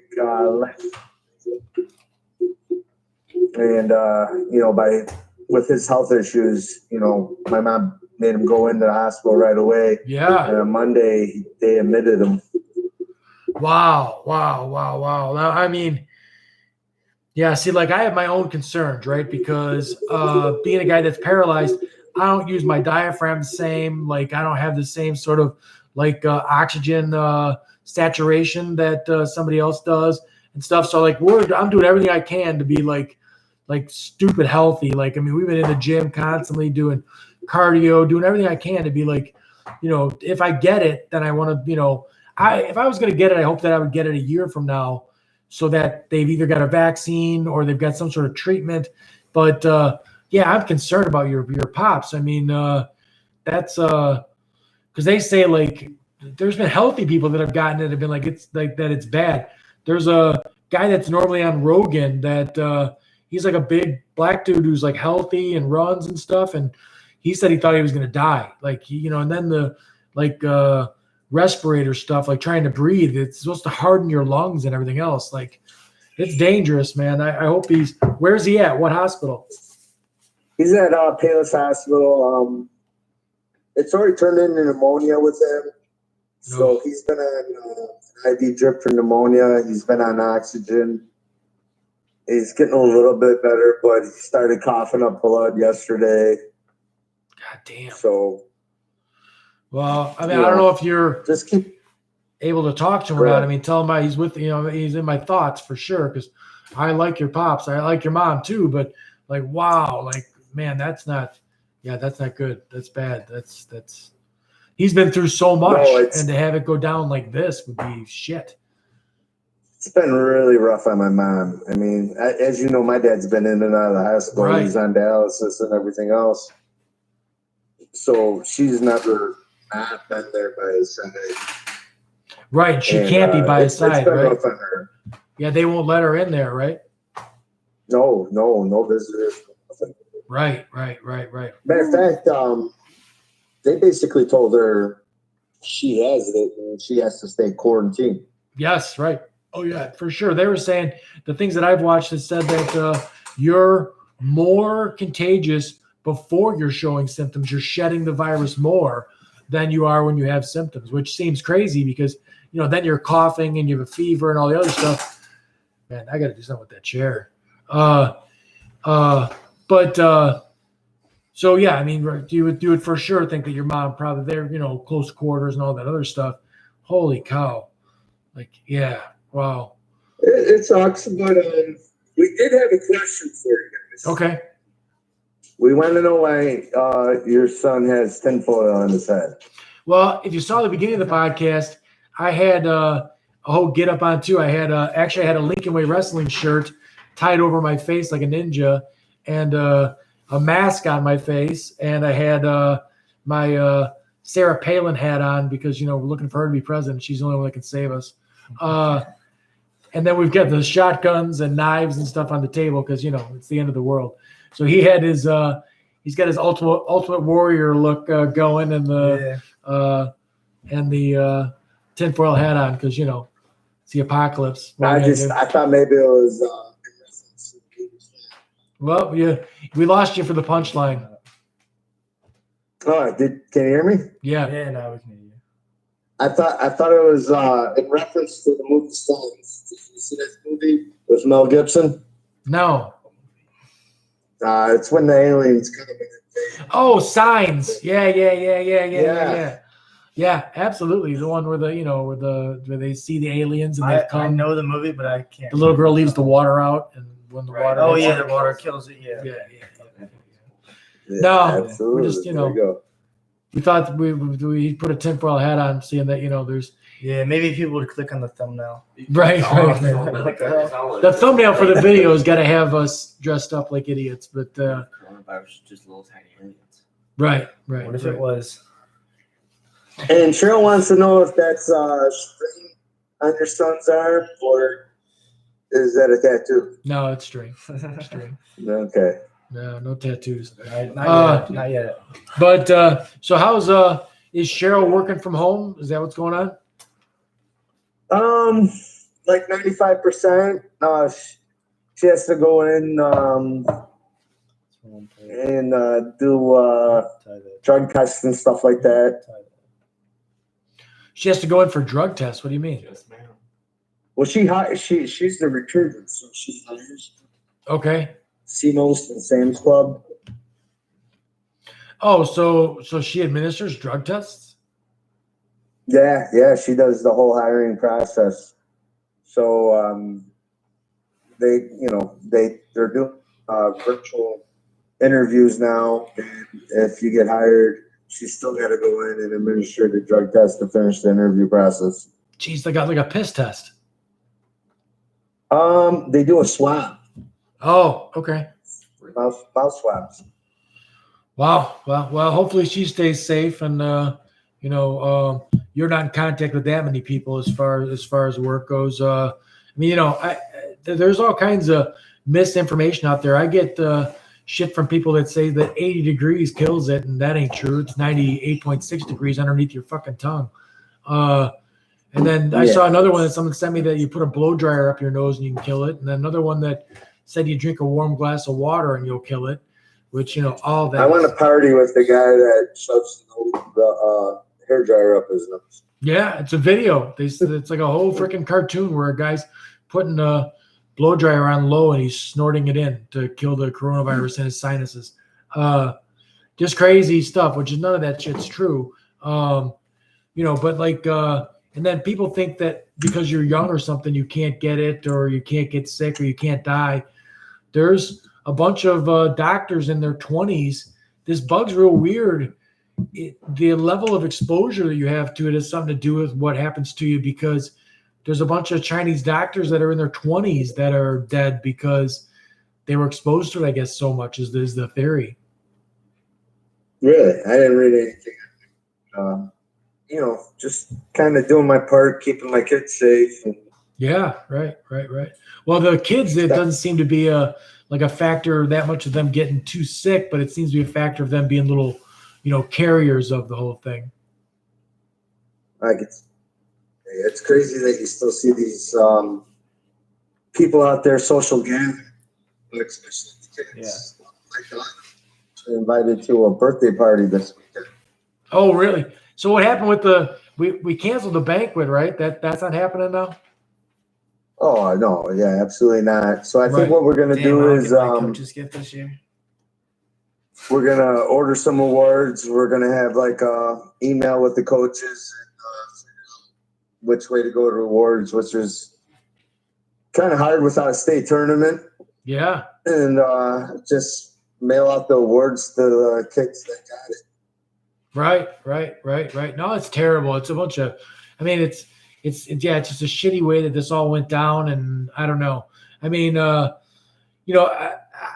think that this is supposed to transcend the whole political bullshit as far as that goes. I mean, I don't know. It seemed like we were living a little bit too much like the me thing, where everyone's too worried about what's going on with just themselves. And this kind of virus makes you start thinking about the fact that we're all in this together. I mean, if we don't all act right, then, I don't know if you saw my post on Facebook today, but some of that stuff bothers me, man. To see people walking around acting like nothing's nothing and I'm not going to let this affect me. I see motherfuckers on social media posting, government ain't telling me where to go. I go wherever I want. Free country. And I'm like, listen, asshole, you're part of the fucking problem, man. Like, if we could just all fucking listen to what they're saying for just 3 or 4 weeks, we could probably get around this thing. Bill, the walking path across the street from my subdivision. Yeah. So they got that all roped off and, says no trespass and cannot enter. There's cars parked on the side of the road on Route 6 just so they can walk the path. And they're still walking the path. Even though the police have locked it all off, they're keeping people out. I mean, I don't want to be a dick about it because, like, we have it, we're lucky, right? Where we got the place with the gym here and then the fucking lake in the backyard and everything else. It's like, if I was to be trapped somewhere, this is fine. Like, I'm happy to be trapped here if I got to be trapped. But, like, no one is thrilled about this thing going down. People have got to get their head around this. I mean, and like I said, I don't want it to be political, but it was not helpful in the beginning for one side to be calling it a hoax. That was not helpful. We can probably stay away from it. What's that? We know our politics don't align. No, right. I don't want it to be political, but I mean, now you've got one side that isn't so sure it's real, and then you've got the other side who thinks it is real, and it becomes a political thing. This should never have been political to begin with. We should have all been on the same. Well, I'm pretty sure all sides know it's a real thing at this point. Correct. Right. Like I said, I don't want it to be political. I'm just saying that that's not helpful. And now, because then no matter what one side says, like I always said, the worst thing that Al Gore ever did for the environment was to not team up with a Republican to do those tours. If he just would have had a conservative Republican partner and it would have been a 1-2 guy show, maybe it wouldn't become a political issue the way it's become. Well, here, I got a question for you. Sure. How far do you think we could have got? What? You keep fading on me. Maybe he puts it on speaker. I don't know. Maybe is your face going away from the phone? No, my face ain't going away from the phone. You sound Is that good Garrett now. or Peyton? Peyton. No, tell Peyton to do 10 push-ups.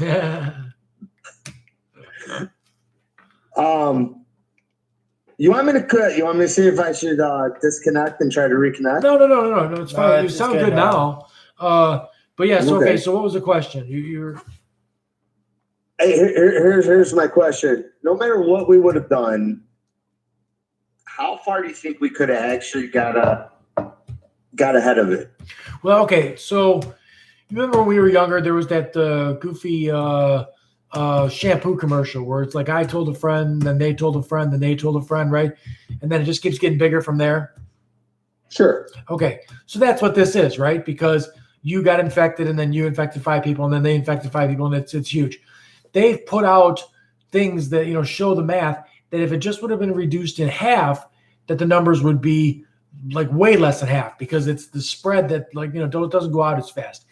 There were international travelers that were traveling in February that said, okay, I went from the UK to Germany to back to the UK, then to Ireland, and then back here.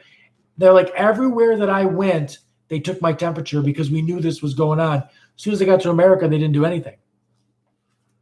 You know what I mean? Like they were screening. See, I'm not even sure about that. So I haven't. Right, but I mean, they were read up or screening. looked into it. We the thing is we had a heads up, right? Listen, nobody's blaming the virus itself on like a presidential candidate or anything, or anything like that. Like that's not what's going on. It's the fact that we weren't. If we were the first country to get it, it would be different because then you can't be prepared. Right now, I'm watching the president constantly on the news telling people that he inherited such a mess, that it's not his fault, and that he's blaming this guy, blaming that guy. Listen, let's get back to the buck stops with you, dude. We understand that it's any rational person knows this is not Donald Trump's fault, but you got to take some responsibility at some point. You've been president for over 3 years now. If you inherited a mess, and people have been telling you that we're waiting for the next pandemic to happen, and we've been through this with the swine flu, with the bird flu, with Ebola, all this other stuff. If you saw it was broken and you've been there for 3 years, I guess you should have fixed it.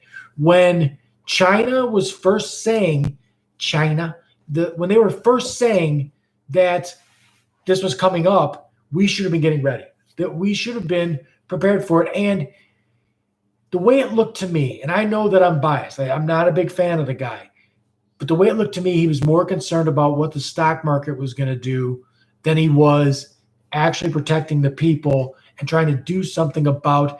It's not a virus that's going to come from China. It's what we're going to do like we're doing now. And it's a little bit disturbing that we didn't do what China did. China's a communist country. They said, listen, motherfuckers, you go in your goddamn house and you come out, we're going to shoot you. So they locked that shit down, and now they seem to be turning it around. We have not federally locked anything down, as far as we know. Well, I mean, we haven't. They locked things down when it became epidemic. I mean, it was no. Illinois did. Federally, we're not locked down at all. I'm saying China did. Yeah, right. I mean, I understand they got hit before us, and no one knew where it was going to go at that point. But right. My question was really, what could we do in a sense that, like, if it's not here, it's not here. Then when it hits us, it's spread like wildfire. Absolutely. No, I'm not in any way blaming the guy. Right. The numbers are insane. The numbers are not even correct. If you look at my parents' situation, where my dad has it, they just automatically assume my mom has it. They won't even test her. Yeah, my hair's on fire that your dad has it, man. I'm freaked out. Like, holy shit. It's a little disheartening, but that's my point. I mean, the numbers that are out now, one of their friends, the girl ops, a man has it of the house, and his wife was automatically considered, okay, you got it too. Yeah, So right. she hasn't been tested either. Right. So to me, we don't even have realistic numbers of how many people actually have it. Right, because you got to be tested to be. Cough, and they have no medical diagnosis because it didn't hit them as hard, or maybe they took their time. I don't know how many kids have been sick. My little guy was sick back in December for 3 weeks. He had a fever. I went back to the doctor 3 times. They kept telling me it was respiratory problem. Well, that's these guys. Peyton and Garrett were sick for months during the wrestling season. I remember you telling me. Right, and I mean, but they were sick for a very long time. I think they just had the flu or something, to be honest with you. Because listen, But I didn't get it. I didn't get it, and man, I would be susceptible. I do not take breaths as deep as I'm susceptible to pneumonia as it is. I would have. That's something that I had a bunch of times when I was first paralyzed and I was in the hospital, and it's dangerous to guys that are paralyzed just because we don't have the same sort of deep breaths and stuff like that you're supposed to do, when you're trying to avoid that situation. That's why older people are the same way too. So I think they just had the flu. But how many wrestling seasons have gone by that the flu's been a thing in the room? Almost every year, right? I'm sorry, I didn't hear that part. I said almost every year goes by and the flu goes through the wrestling room, right?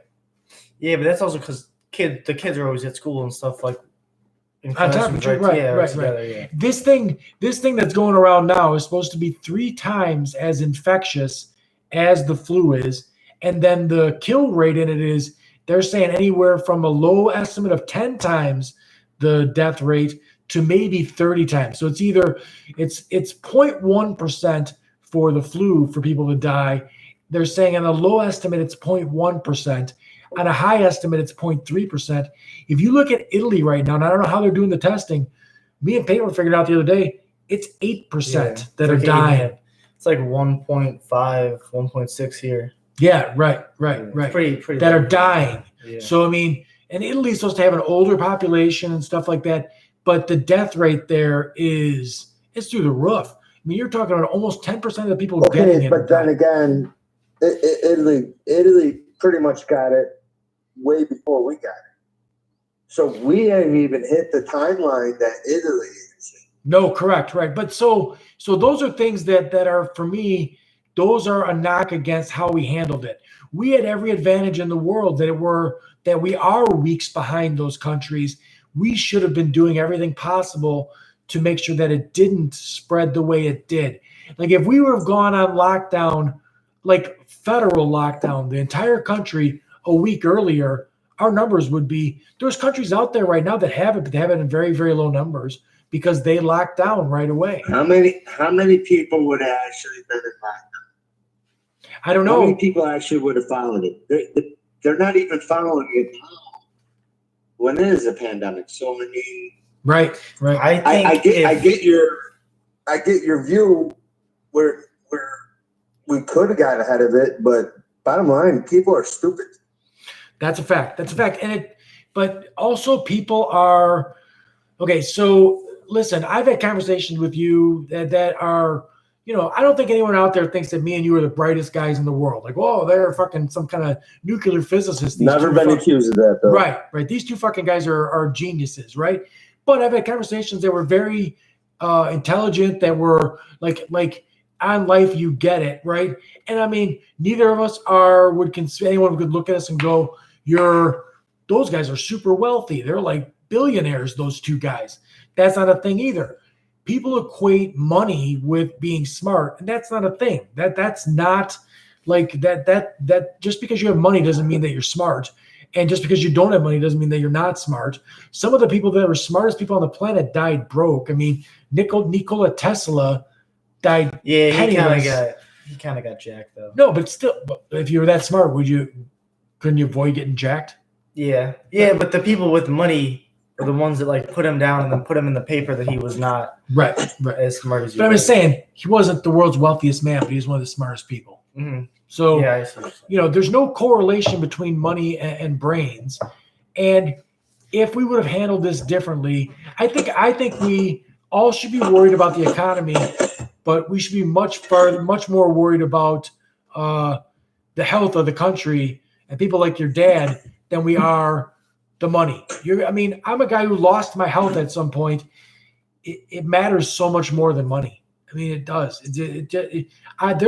If someone said, "Hey, Bill, we've got $40 million for you, but it's going to cost $41 million for us to put you back the day before you broke your neck," I would shove the 40 millions across the table and then say, "All right, I'll work the rest of my life to get you that other million. Just put me back." Well, obviously, I think that's a given. Right. So, that's my health. I wouldn't have any money. In fact, I'd be in debt for the rest of my life, but I'd have my health. So people that are worried about this, the economy and their job, listen, you'll figure that shit out, man.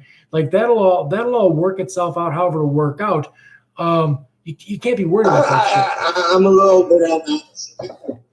What's that? I think some of these people with small businesses and They need to be taken care of for sure. but they're hurting. I know a couple. I'm not going to give no names. No. But people that are friends with me and you, with the small businesses that had shut down, dude. When this thing they're hit, not sure what their next step is. When this thing hit, I signed up a listing a week before this thing hit, and it was like somebody flipped a switch, man. There is nothing going on, and if any real estate agent is telling you business is booming, she or he is full of shit. This thing is. I'm in the market looking. You know that. I know, but this thing is. I stopped looking. Right. The second this hit. Yeah, because who's going to walk around someone's house? Who's going to do all this stuff when who knows if the people you're going to go to their house are sick or something like it, or you're sick and you're going to get them sick and they're going to die. So like everything is on hold until we can get through this. What needs to be done is we need to act like army of ants. We need to all work together to do our part to get through this, and then we'll get all the other shit back online again. Where I was going with what I was saying was we've been living this thing where I got mine and everyone can go fucking piss in the wind. Maybe we need to start realizing that we're all in this together. You know what? Even if it's just the economy, right? Take the virus out of the scenario. If all of your neighbors lose their jobs and their businesses go to shit, sooner or later that's going to affect you because you're a guy moving freight. If all of a sudden our economy comes to a screeching halt, don't they stop moving freight at some point? Well, here I can tell you, when I was probably your son's age, my dad's always played the stock market to a degree. Okay. And he's played the stock market by what the railroad is doing. Huh. Interesting. And it's very simple system, and he's done very well in his life. He probably could have done a lot better if he would have invested a little bit more. But if the railroad is down, a few months after, the economy is going to be down. Oh, really? With the economy is about 3 months behind the railroad. Huh. Right now, we are 35,000 carloads less a day than we were a month ago. Right. Well, but that's the virus, though, right? I mean, that's not. But it is the virus. But I'm saying it hasn't even hit the stock market. Well, and I'll be honest with you, man. I got no tolerance for fucking greed. I really don't. So, like, when I see Donald Trump says 2 days ago that he's going to open the country back up by Easter or wants to do that, however that works, and then the stock market goes from 19,000 to 22,000 in those couple of days because people in that economy or in the stock market start thinking, well, I'm going to buy now because if it starts to go back up, then I'm going to make money. I don't give a fuck if all those motherfuckers lose every goddamn fucking cent. I do not give a fuck about people's wealth. I'm more concerned today about the lady who's a waitress that has no job because, she she worked on tips, and unemployment's not going to save her because her money on paper looks like shit, where she's never going to make that money back. She's got kids to feed. I'm worried about people getting the necessities. I'm really not worried about a guy like, Jeff Bezos coming out the back end of this with the same amount of money that he had when he went in. I mean, they said Bloomberg. Yeah, I think. Well, they said Bloomberg lost I think we're all on that same page. At Right. least that. Right. Well, I mean, my point basically is that it's not coming back anytime soon. yeah, I see no end to it. right. I don't see no end. I don't see the economy coming back or even it being open back up at Easter. I think we're lucky to get back to where we were in August, September when the school year starts. That's my thing. Is that we're not going to be where we need to be come next school year. Right. Yeah, I don't know. I don't know if this changes the way that we operate as a country, right? I mean, the boys are doing the e-learning now, and they can do pretty much all their e-learning in a couple hours? An hour, yeah. An hour. They're done with their full day of school. Well, most days I only get like 2 classes with the homework. I'll be like 2 classes this day, 2 classes the next day. Yeah, my boys are flying through it. It's a little scary that they can fly through it so quick. Right. Well, maybe something can be added to it to be a little bit more. But it's like the people that homeschool, they're done homeschooling their kids in 3 hours for probably more than what these guys are doing at school. I don't know if some of this stuff just needs to be restructured as to the way that we do it. If there's a better way, we get in this Paul Bunyan rut of doing something a certain way. I've been a guy that's always bitched that, why are we building public libraries? They don't make any sense to me. I mean, for what it costs to build the New Lenox Public Library, every single person in New Lenox every 2 years can be given a brand new iPad with a link to every fucking book that's in the library, and it costs way less than the $16 million it costs to build that fucking building. Well, I think the e-learning was a big failure on our public education system. Oh, anyway, because all the technology that we got, every kid has an iPad. I understand there's lots of fortunate people out there that don't have the access that most Americans got. But over here in New Lenox, why are we not having classes? Our teachers are still getting paid. Right. Why can't they be forming some kind of online class like your podcast right now? Oh yeah, no, I don't get it. Our kids are sitting there, right, watching their teacher at home give a lecture and teach them. Yeah, but I mean, even just the basic YouTube setup here, somebody could be sitting in the center giving a class and then watching the comments. And if there's a problem, she could address whatever comment comes up in the comment section. Hey, I don't know where this is at, page 30, whatever she's got to do to run the class. But you can absolutely run the class that way without a doubt. And then you could have a thing where there's a ticker on this thing. We had like 7 or 8 people was the most people that were watching at one time. If you had a class of 20 kids, you would know that they were all logged in and watching the class when they were supposed to watch the class. So a lot of people are doing it where they take like classes like that now. Like their e-learning is different than ours, where they actually take a class with the teacher sitting there and then she actually teaches the class. There's a bunch of problems with that because then someone will they all have like headphones on like this and a microphone, and then someone will blurt out something and then the teacher has no idea who it is. So then they can't. Right. Well, then you got to go on the thing. Is that happening now in the Lincoln district? It's not in our district, but they can't see who's talking. So then someone will just play music super loud over their thing, and then they don't know who is playing music. Right. So then they're sabotaging. Yeah, I can see that. Right. Well, I mean, I don't know. They got to figure out a way to have you log in, and then maybe your iPad has got a camera on it. It's monitoring you. Maybe. Hey, did Peyton and Garrett figure out what college we're going to yet? No, they're whittling it down. Between the two of them. So what we got to whittle down to? Well, it's between 3 schools between the two of them. So they're down to Loris, North Central and Wartburg. Wartburg are the schools, and What was the last one? Wartburg. In Oh, Iowa. I'm not sure. Where's it? That's the Wartburg and Augsburg are the two in the last like 18 years that have won the national title in D3. Okay. The Elmhurst programs. is out. What? Elmhurst is out. Elmhurst doesn't have a wrestling room. Yeah, they just put their room. They just put their mats down in the main They gym. roll their mats out in the main gym. Yeah, it's a little bit shifty.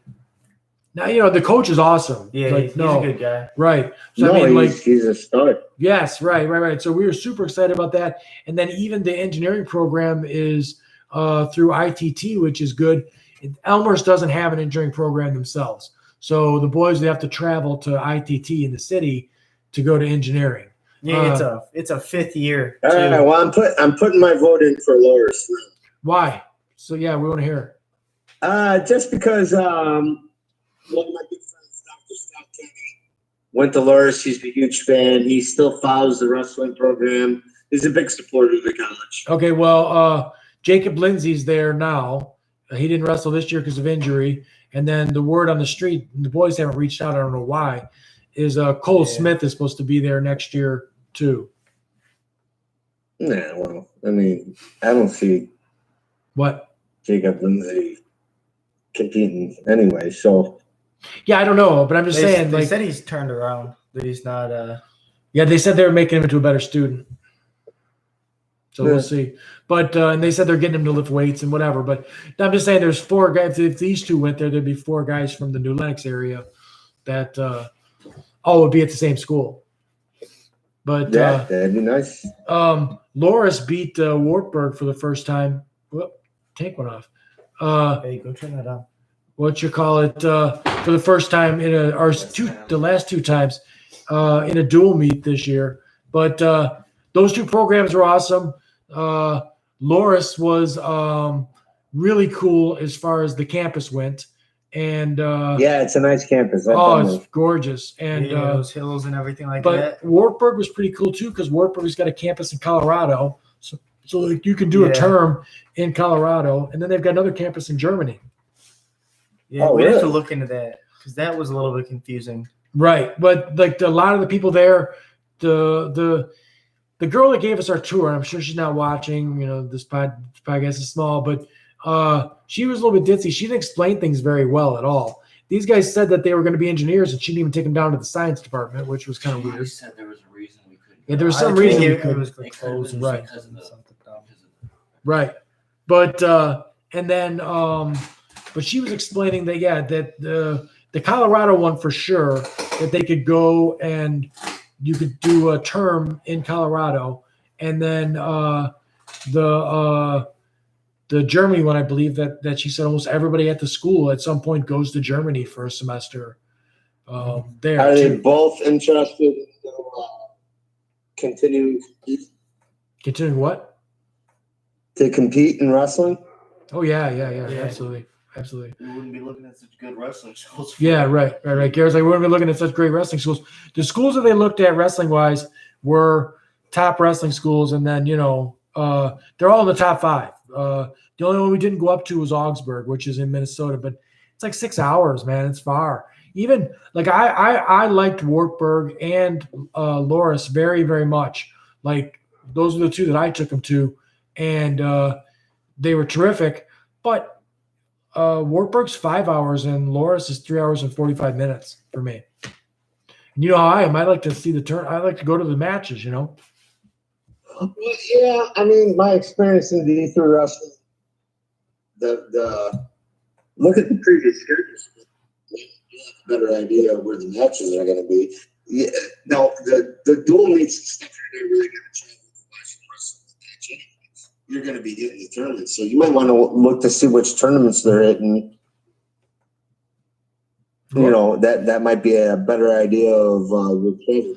Yeah, no, I mean, there's definitely going to have to be some stuff that I'm going to have to the streaming system that they had. I'm going to have to, just take advantage of that. But and I mean, these guys, I got to If make they're them both starting what? with you though to a tournament. They're both what? If they're both starting I will do. I will travel with you to a tournament. Yeah, good. next year. That'd be fun. That'd be a real good time. I mean, we'll see what goes on with that. We've been with the shutdown.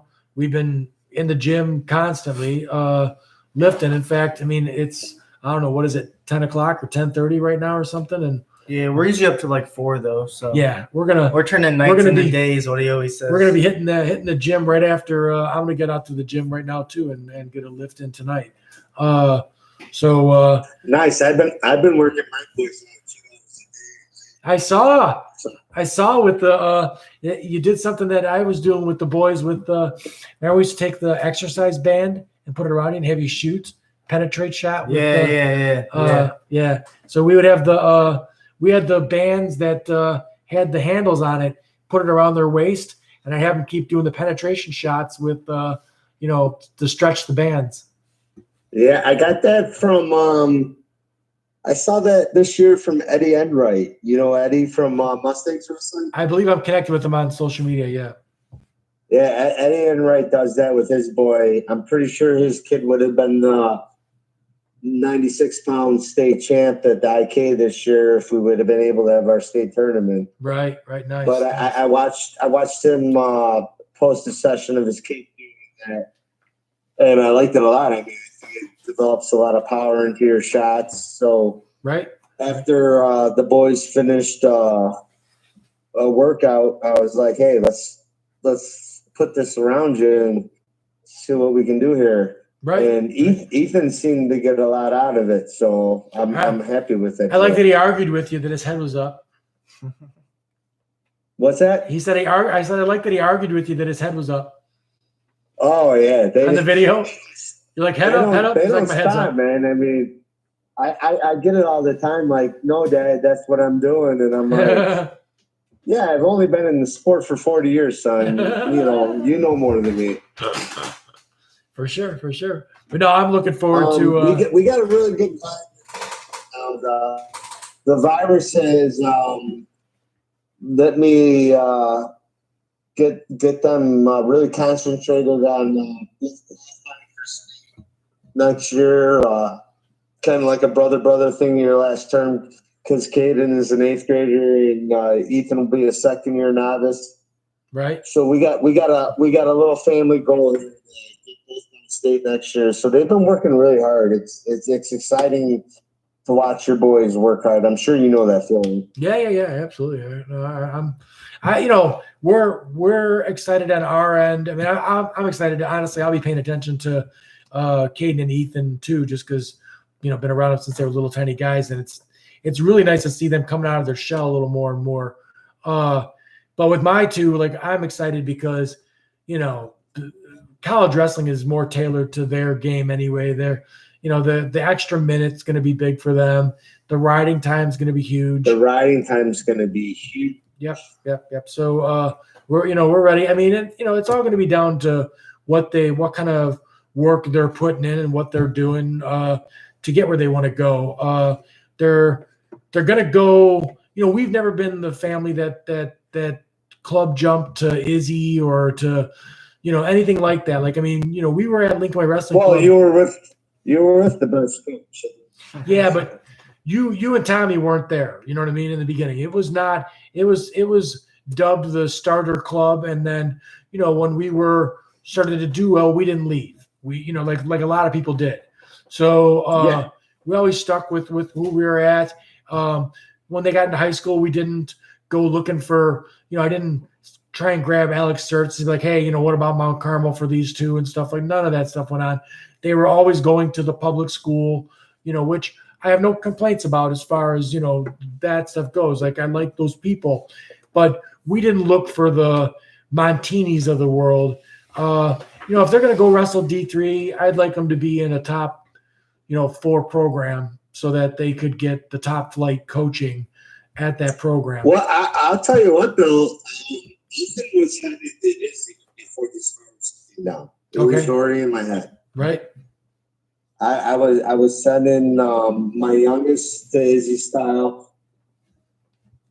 I mean, Proven Club. Even after all the Izzy stuff came out, I don't know, he's beating kids and shaving their heads, whatever he was doing. Yeah. I was still sending it to him. Right. I think it's every kid to each his own, you know what I mean? They're going to thrive in the environment that they're going to thrive in. And I felt like that was the environment my son was going to thrive in. So I was sending him there no matter what.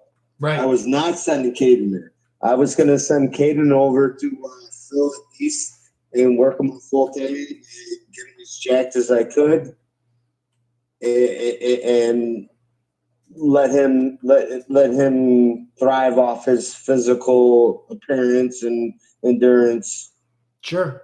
So that's our plan. So I think it's a own type situation. Your kids would have benefited from many different things. They're just hard workers. Right. Right. I tell you what, both of them would have benefited from a little stance motion and a little bit more down block and not letting kids in on the legs this past season. Yeah. No, for sure. I mean, they, I think every coach I've ever had has told me that. Yeah, they don't listen to that though. I'm pretty sure when you were with me. Well, we're losing you. Yeah, we didn't hear that. You didn't hear that? 'Cause No. that was pretty. I know we're always losing you on the punchlines. I said when you were with me, you weren't letting kids get in that. Oh, he's blaming it on Glenn. Yeah. What? Don't come out and just say I'm blaming it. Yeah, well, I don't know. They both definitely wrestle different styles. Peyton has a tendency to let people score on him more for sure than Garrett does. So I don't know. They're gonna have to grow into it as far as college goes. I just like the fact that if you are a worker and you stay a worker, and honestly, like, I don't know, as a parent, I got my concerns that when you go away to college, you're not going to do the things that you did that got you there. There's all kinds of guys that were killers in high school and then they turn out to be nothing in college. And I believe it's because they go to college and they stop doing all the work that they did to get to where they got to, and then they don't produce again. You know what I mean? They don't Why? have Just because their parents aren't there to tell them to do it? Yeah. No, you know what? I think that's part of the structure. Yeah. The work ethic comes from your parents for sure. I mean, your coach can only do so much. He's going to get a couple hours a day, and that's about it. And your parents are the ones who get you to strive forward and do all the extra work that is necessary for sport. But when I got to college, I was definitely partying. It was full out party. But I had an assistant coach my freshman year who was D1 All-American. And he took to me from first day of practice. I couldn't score. I scored one time the entire season on this game. And by the midpoint of the year, that was my goal, was to score on him. The guy drove me nuts. Right. And when I scored on him, I finally realized that I just learned how to wrestle.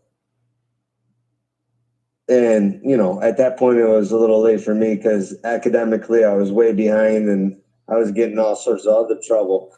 But wrestling clicked. I remember coming home and wrestling with my high school team. And I'm not going to name his name. But I was wrestling a 4-time state place, and I was just destroying him. Right. It wasn't even close. The kid was actually like 10, 15. And I've been practicing all season with this D1 All-American. And wrestling the high school kids was nothing. I was 10 levels higher than I was the year before. So I honestly believe once it clicks, it clicks. And you find your own style, you find your own way, and there's no stopping you at that point. Right. I just want to make sure that they're on top. He has figured out to put the best wrestlers in the nation. right. I mean, who else does that? I mean, I've watched the last couple seasons, and I've watched all the best in the world. I've never seen a D1 athlete just demolish people on top like that guy has. It has clicked. Sure. He is forever going to just put people on their back when he's on top. Who's he talking about? Spencer Lee. Oh, okay. Okay, yeah. Yeah, I mean, we watched, a bunch of that, and I mean, we're, obviously bummed that the NCAA's didn't happen this year because that's always pretty interesting shit to us. I watched so many guys coming up that all of a sudden got that next level. Something clicked and it changed, and they became, there was guys that were, Zacconi was like right with these guys going back and forth, win, lose, all that stuff. And then somewhere along the line, it clicked and he went to another level. He did. He still made it in high school, but it did click early. Right. Yeah. Right. Here, I'll give you a mind blower. I honestly believe we would have won the state this year as Lincoln went. Oh, sure. I don't doubt it. I was going to have 4 state finals. When the brackets came out for state, we got 2 draws that were unbelievably great. Nice. Yeah, so I think we had a good possibility of 4 novice state finalists and 1 senior. Well, yeah, and I mean now, boy, I know there was talk of people trying to like get that thing rescheduled to like freestyle state time or something like that, but there's no chance now. I think that's over. Even if they rescheduled it to all of us, it wouldn't have been the same. Right. I saw John Ambrose posting something on that, man, about putting something together with the IE and the IK. It's still not going to be the same. No. I heard people putting up theories of bumping everybody up a weight class and just, if you qualified, then, you go to the – but, I mean, if you bump something all the way out to like June or July, well, shit, you don't know what kids are going to grow how or, any of that stuff. So, it's all – I got a 90 state. One Tyson Zovanar. I think he weighs 100 right now. Right. There's no way he's making any weight classes, and I honestly think he's one of the kids that had a dream. Yeah. Yeah, he didn't have a kid on his side of the bracket that could have beat him. Yeah, I mean, and hopefully, is he 8th grader or is he a 7th grader? It is 7th grader, so we get another year. Yeah, good. I mean, there's some guys out there. I mean, look at like, Seth Mendoza was going to be the first 5-timer, and now that's not going to happen.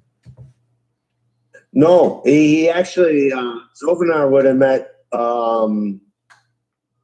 Mendoza in the finals. Right, which yeah, I don't. Well, we know how that was going to. That was one of the hardest weight brackets I've ever seen.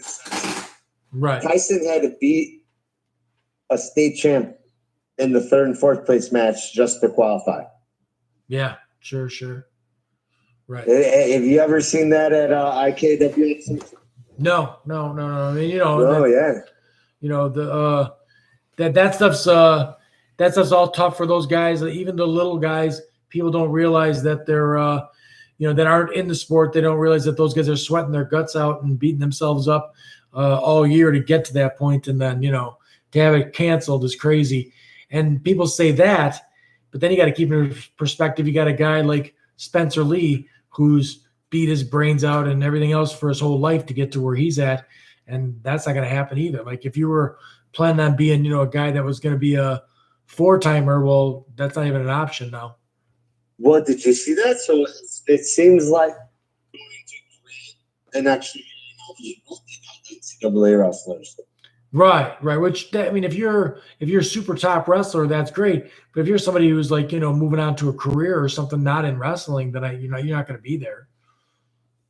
Okay, I agree with you on that. But on the other end, how many actual red shirts are we going to be given at that D1 level? And if you are one of those people who just want to do their 4 years of wrestling and get out, you're going to be wrestling a guy who had a medical red shirt, a red shirt, Olympic red shirt, Yeah. and now a coronavirus red shirt. Right. Is that what they're going to call it? You're going to be, what, 26 years old wrestling in the NCAA finals? Right. That's crazy, ridiculously unfair to me. Yes, for sure. So especially when you could be a guy. Well, it's unfair because you could be a guy who's 19 years old and you're a freshman and you should have been a one-time NCAA champion. You can't because you're wrestling a 26-year-old man. Exactly. Or you even got these kids who graduate high school at 20 years old, which happens a lot here in the state of Illinois. It sure does. So you had all those red shirts, those 4 red shirts, 4 ability. Now you're 28-year-old senior. Right. It seems like everybody at Montini's that guy. Is there anything you think we could do about that though? Like, could you do anything about that? Like that they have like so many red shirts? Like, because you can't say that they don't get the red shirt. Do something. But then again, they'd be that old. Right. We always had an Olympic red shirt. We always had the regular red shirt. The injury red shirt just came up years ago. I'm not sure how long that's been around. I still don't believe in that. I think they call it a medical red shirt. Right. So I do understand the coronavirus red shirt, but are you only giving that to seniors? That's how fair is that? Yeah. I think you got to give to everybody. Yeah, because you if should, someone's you're going right. to be a 4-timer or even a 3-timer or even a 1-timer, then they need That extra year. yeah. But I don't know. It's so weird because it's like you can never make that fair. If you give them that red shirt, you still have an incoming class of freshmen coming in. So now the pool is bigger that you're fighting through. Like Exactly. It never works that just out. closes up like so many 19-year-old opportunities. freshmen are wrestling 25, 26, 27, even 28-year-old seniors. Did they really get a fair shot at being a 4-time All-American, 4-time national champion? Right. Absolutely not. No. Right. No, it will. I mean, and these guys will be, it'll be D3, but they'll be in the mix of that exact same situation because there was the 74-pounder at Wartburg was there, and the guy's like, that's a guy that could have been in the finals, and now he's going to get that extra year of eligibility. So that's weird because he was he a junior this year? Yeah, I think he was a junior. So that means he'd have 2 more years. That means Peyton comes in there trying to be that guy, and he's got to deal with that guy for an extra year now. Yeah, I'm 19 and he's Exactly. 27. That's actually my point. Right. And it's asinine that he could be wrestling someone that old or someone that's been competing at that level for so long. It doesn't seem good for our sport as far as kids wrestling at the next level. Right. It almost seems like you got to be like, hey, this is what happened. I'm sorry that happened to you, but it's off the books and you just go on your normal business. And that extra year of eligibility, I know it's a crying shame for those other people, but otherwise you throw the whole thing into a fucking whirlwind. Did I lose you? No, I don't know. I was saying that I don't know if it's better just to tell those people that I'm sorry that this Corona thing happened, but you don't get the extra year of eligibility. Because when you give that to them, you throw the entire thing into another whirlwind of wacky, like nothing's right anymore. See, I think as far as NCAAs, especially at the D1 level, I think that you make everybody aware when this passes and we're allowed to compete again, we're holding the national tournament.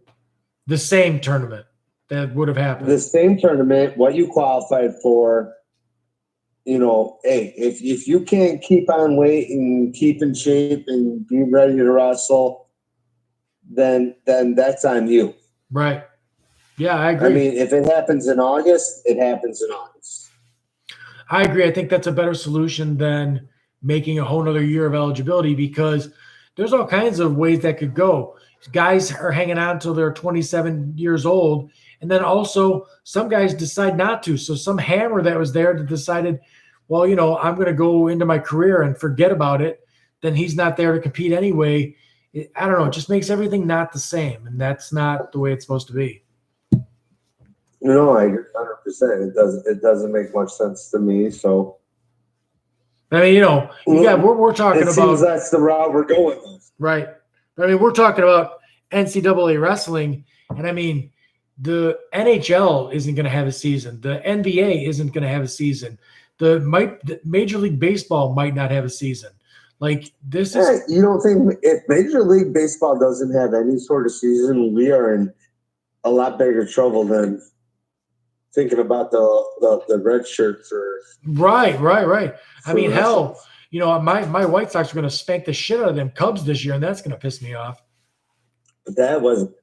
When was that year? What was that?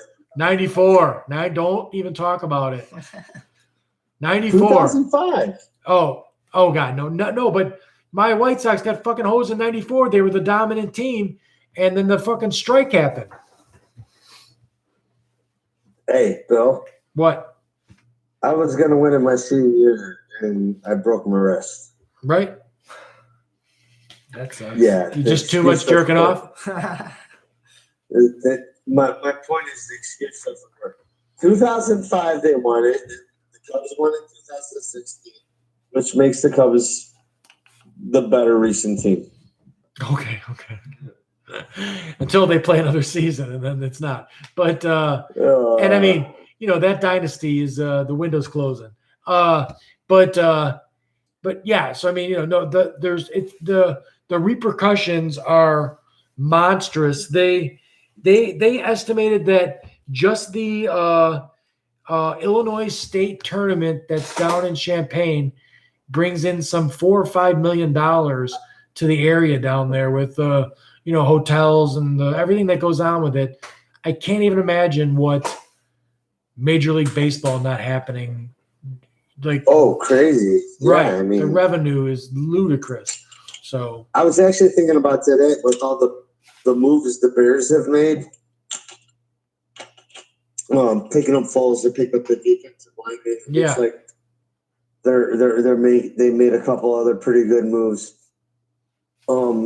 Like, how much of a risk is it for them not even knowing if there's going to be an NFL season? Yeah, you don't know. I mean, you wonder about that. Like that's another one that they say like the flu, like we can, like it sort of gets under control come summertime, and then when winter comes, it comes back hard again because people are trapped back inside again. I wonder if the second wave of this corona is going to be just as bad. Well, I mean, hopefully we have some sort of vaccination by that point, but I don't think from what I'm reading, we probably won't. No, they're saying a year to 18 months at a minimum. Yeah, at a minimum. Right. I don't know. Then we're talking apocalyptic stuff. I mean, you're talking about craziness as far as what goes on if we are in this fucked up situation for a year. Like, I don't know, they're just going to print money or what they're going to do.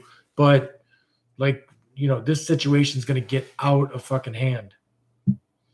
And I mean, being a guy that's in a wheelchair, like I feel bad saying it now with your dad in the hospital, but like I'm compromised. I would be one of those people that if I got it, I'd be really worried about being dead. Or they're saying that people are coming out of this with like their lungs are compromised and the rest of their life they're a guy with an oxygen tank because the saturation. Well, I mean, pretty much it turns into pneumonia. Right. And pneumonia is a big time killer. People with any health risks. Sure. Right. Well, they said that this sort of hardens your lungs or something. It does something to your lungs that they no longer absorbs oxygen. That makes sense. They got him on a pneumonia drip, an IV pneumonia drip, and they got him on oxygen. Right. So, I mean, my dad, as sick as he's been over the last 20 years, has never been on oxygen. Right. What so you're able to talk to him though, right? Like, is he? Well, how's his spirit? He's just typical himself. He pretty much said that, you know, I'm not gonna die in the hospital. I will walk out of here, even if it's on my last breath. Right. You know, I'm gonna be out of here before I die. So it's my typical day. You think they'll let him walk out? If No, my dad will just walk out if he thought he was. okay. There's no letting. He's gonna do what he wants to do. Man. He's pretty much that old school version that your dad has talked to you about over the years. Right. Yeah. That's my father. I don't know. We all need to do some FaceTime with the guy or something like that. I mean, I feel bad that he's cooped up in the hospital and he's got no visitors. That's a tough one. Yeah, he's talked to the grandkids a little bit. He's with his grandkids and he acts offline. And then he turns to my mom and he's yelling and screaming at her that, you know, the world's ending and it's fucked up days there and he's going to kill a couple people. Yeah. Well, what you call it? I was saying that, you know, I get with all this social distancing, like when my friends call or somebody wants to talk to me, it's going to have to be by video chat pretty soon because it's tough not to be able to go out and hang out with people and, you know, grab a beer or any of that kind of stuff right now.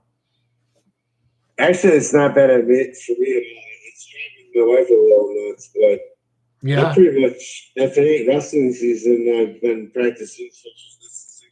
Yeah. I like I said, we got nothing to complain about here.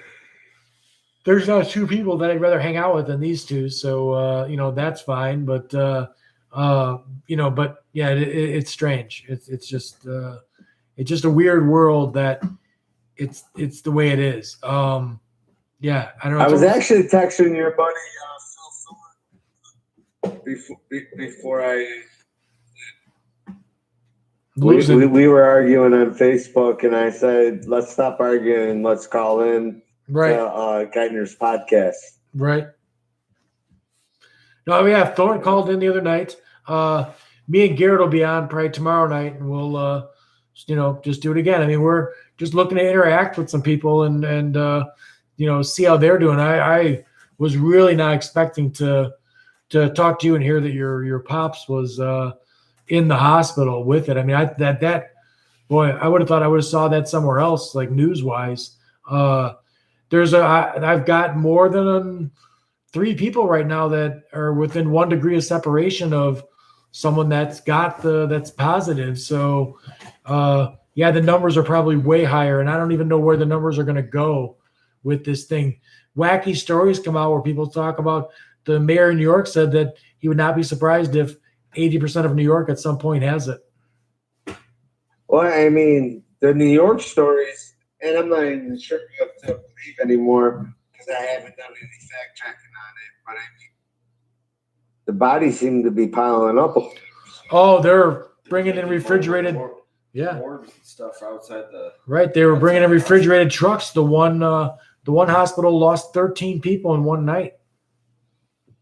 And so you looked into that, the refrigerated truck story is true?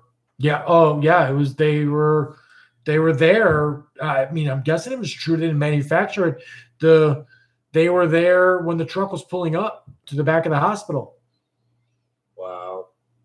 They said that the reporter was there, and the reporter, like, that's another freaky one too. That's like the reporter that doesn't need to be standing in the hurricane, but they're standing. You don't need to do this. You could just go sit in your. Just go do it from your house and be like, hey, there's a camera outside. Whatever the fuck. But you don't need to be this guy. Yeah, you want to talk about asking for a little bit of bonus. But what? Jesus. Yeah. I said you're asking for a little bit more of a bonus for hazard pay. Right. It doesn't make any sense for them to be there. This reporter was standing out there with rubber gloves on and stuff like that. And I'm like, what are you doing? Why is that Peyton's got his rubber gloves on.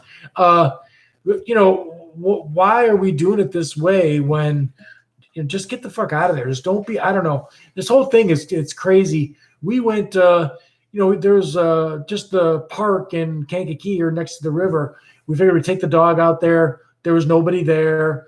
Get some sun, get out of the fucking house.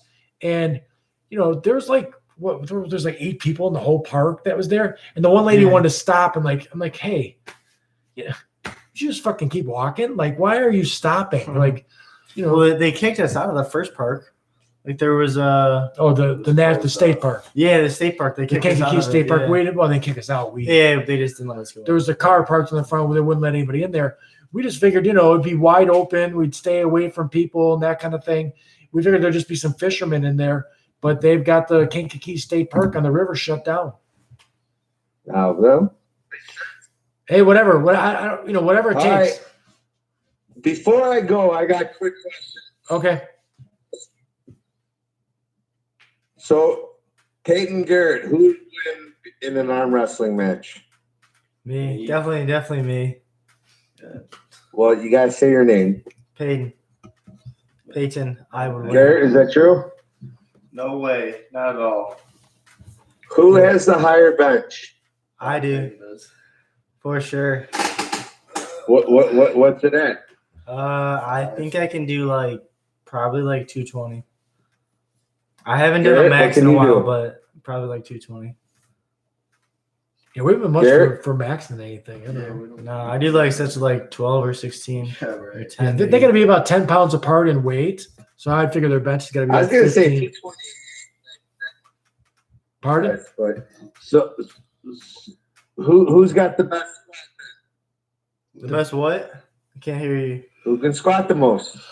Probably me. Yeah, but I mean, you're talking about 2 guys that weigh 10 pounds apart. Like, Yeah, it's a little different. Peyton's, But it's still me. Well, though. Peyton's weighing. This is for the audience, though. I know, but Peyton's weighing 175 and he's bench pressing 220. So I mean, if he can bench press 15 pounds more than Garrett, that's normal because you're bench pressing that much more than your weight. Oh, stop playing dad for a second. Oh God, like that's something you fucking need to do. You were around them long enough. You need to start a rivalry. That's what you're gonna do at 18 years old. Yeah. You're late to the show, pal. My favorite wrestling story. I can't remember which boy, but someone was going to get a drink out of the water fountain at Lincoln, and the other one came up behind him. You're cutting out. I can't hear you. You guys remember? No, You guys I've heard remember people this tell that practice? story to me, but I don't remember that. Yeah, I don't remember that either. Like people have definitely You told don't me that. remember? You told me that a few times, and I'm like, no. Yeah, They don't But remember it. I can see us doing that. Yeah, for but they don't sure. remember anything, to be honest with you. There's all kinds of guys that you remember the time we wrestled this, wrestled that. They'd be like 9 years old, like, oh, forget what you're talking about. Me and Tommy were talking about this season with the kids. Tommy told he was doing his little motivational speech. He said, I would put my own brother in the eye to win a wrestling match. And he brought up the story of the boys wrestling. One of them got a takedown in practice or something, and he went behind him and slammed his head into the water fountain. I don't doubt it. I mean, they have definitely been mad at the other one for winning, and they're gonna find a way to get him back somehow. But we've heard that story, and I don't no one ever came running to me, complaining about that. No, I don't think they ever complained. No. Fist back in the day. No, I mean, if I wasn't there the night that Austin punched Garrett, I wouldn't have probably heard about that either. I remember that. Garrett remembers that though. Well, I don't remember that. you can always get revenge. That kid's a punk. Yeah. I told him, I go, someday there's going to be a piper to pay on that one, but Hey, by the way, what's that? I said my oldest already took care of that one. Oh yeah. Because why? Where'd he see him at? The kid stole a pair of shoes from us. Oh geez. Yeah. TJ ran and threw him out at the bar. Yeah. Hey, what you call it? That stuff. I mean, some of the revenge in that is when you're, when you see that guy 20 years later and his station in life is where it is and yours is where it is. Then you got revenge. Well, yeah, you exactly know where he's gonna end up. Right. So, but all right, brother. Well, it was great talking to you guys. Stay safe. Well, yeah, you too. Let me make sure I get some updates on your dad and tell him I'm thinking about him. I definitely will, buddy. I appreciate. Good. Yeah, we appreciate hearing about it. What's going on? I'll catch you later. All right, boys. Take care. Yep. Bye. All right. See you later, Coach. Bye. All right, let's wrap this up. I gotta take a piss. All right, so if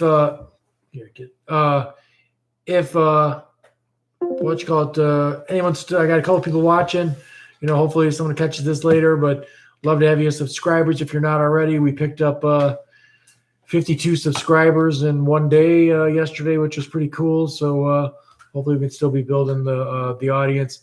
These aren't our normal podcasts. These are the apocalypse setup. So we'll be back to topics and stuff like that once this quarantine situation ends. Hope everybody stays safe, and if someone's got something they want to talk about, by all means, contact me to call in, and we'll talk you up. Thanks. Right.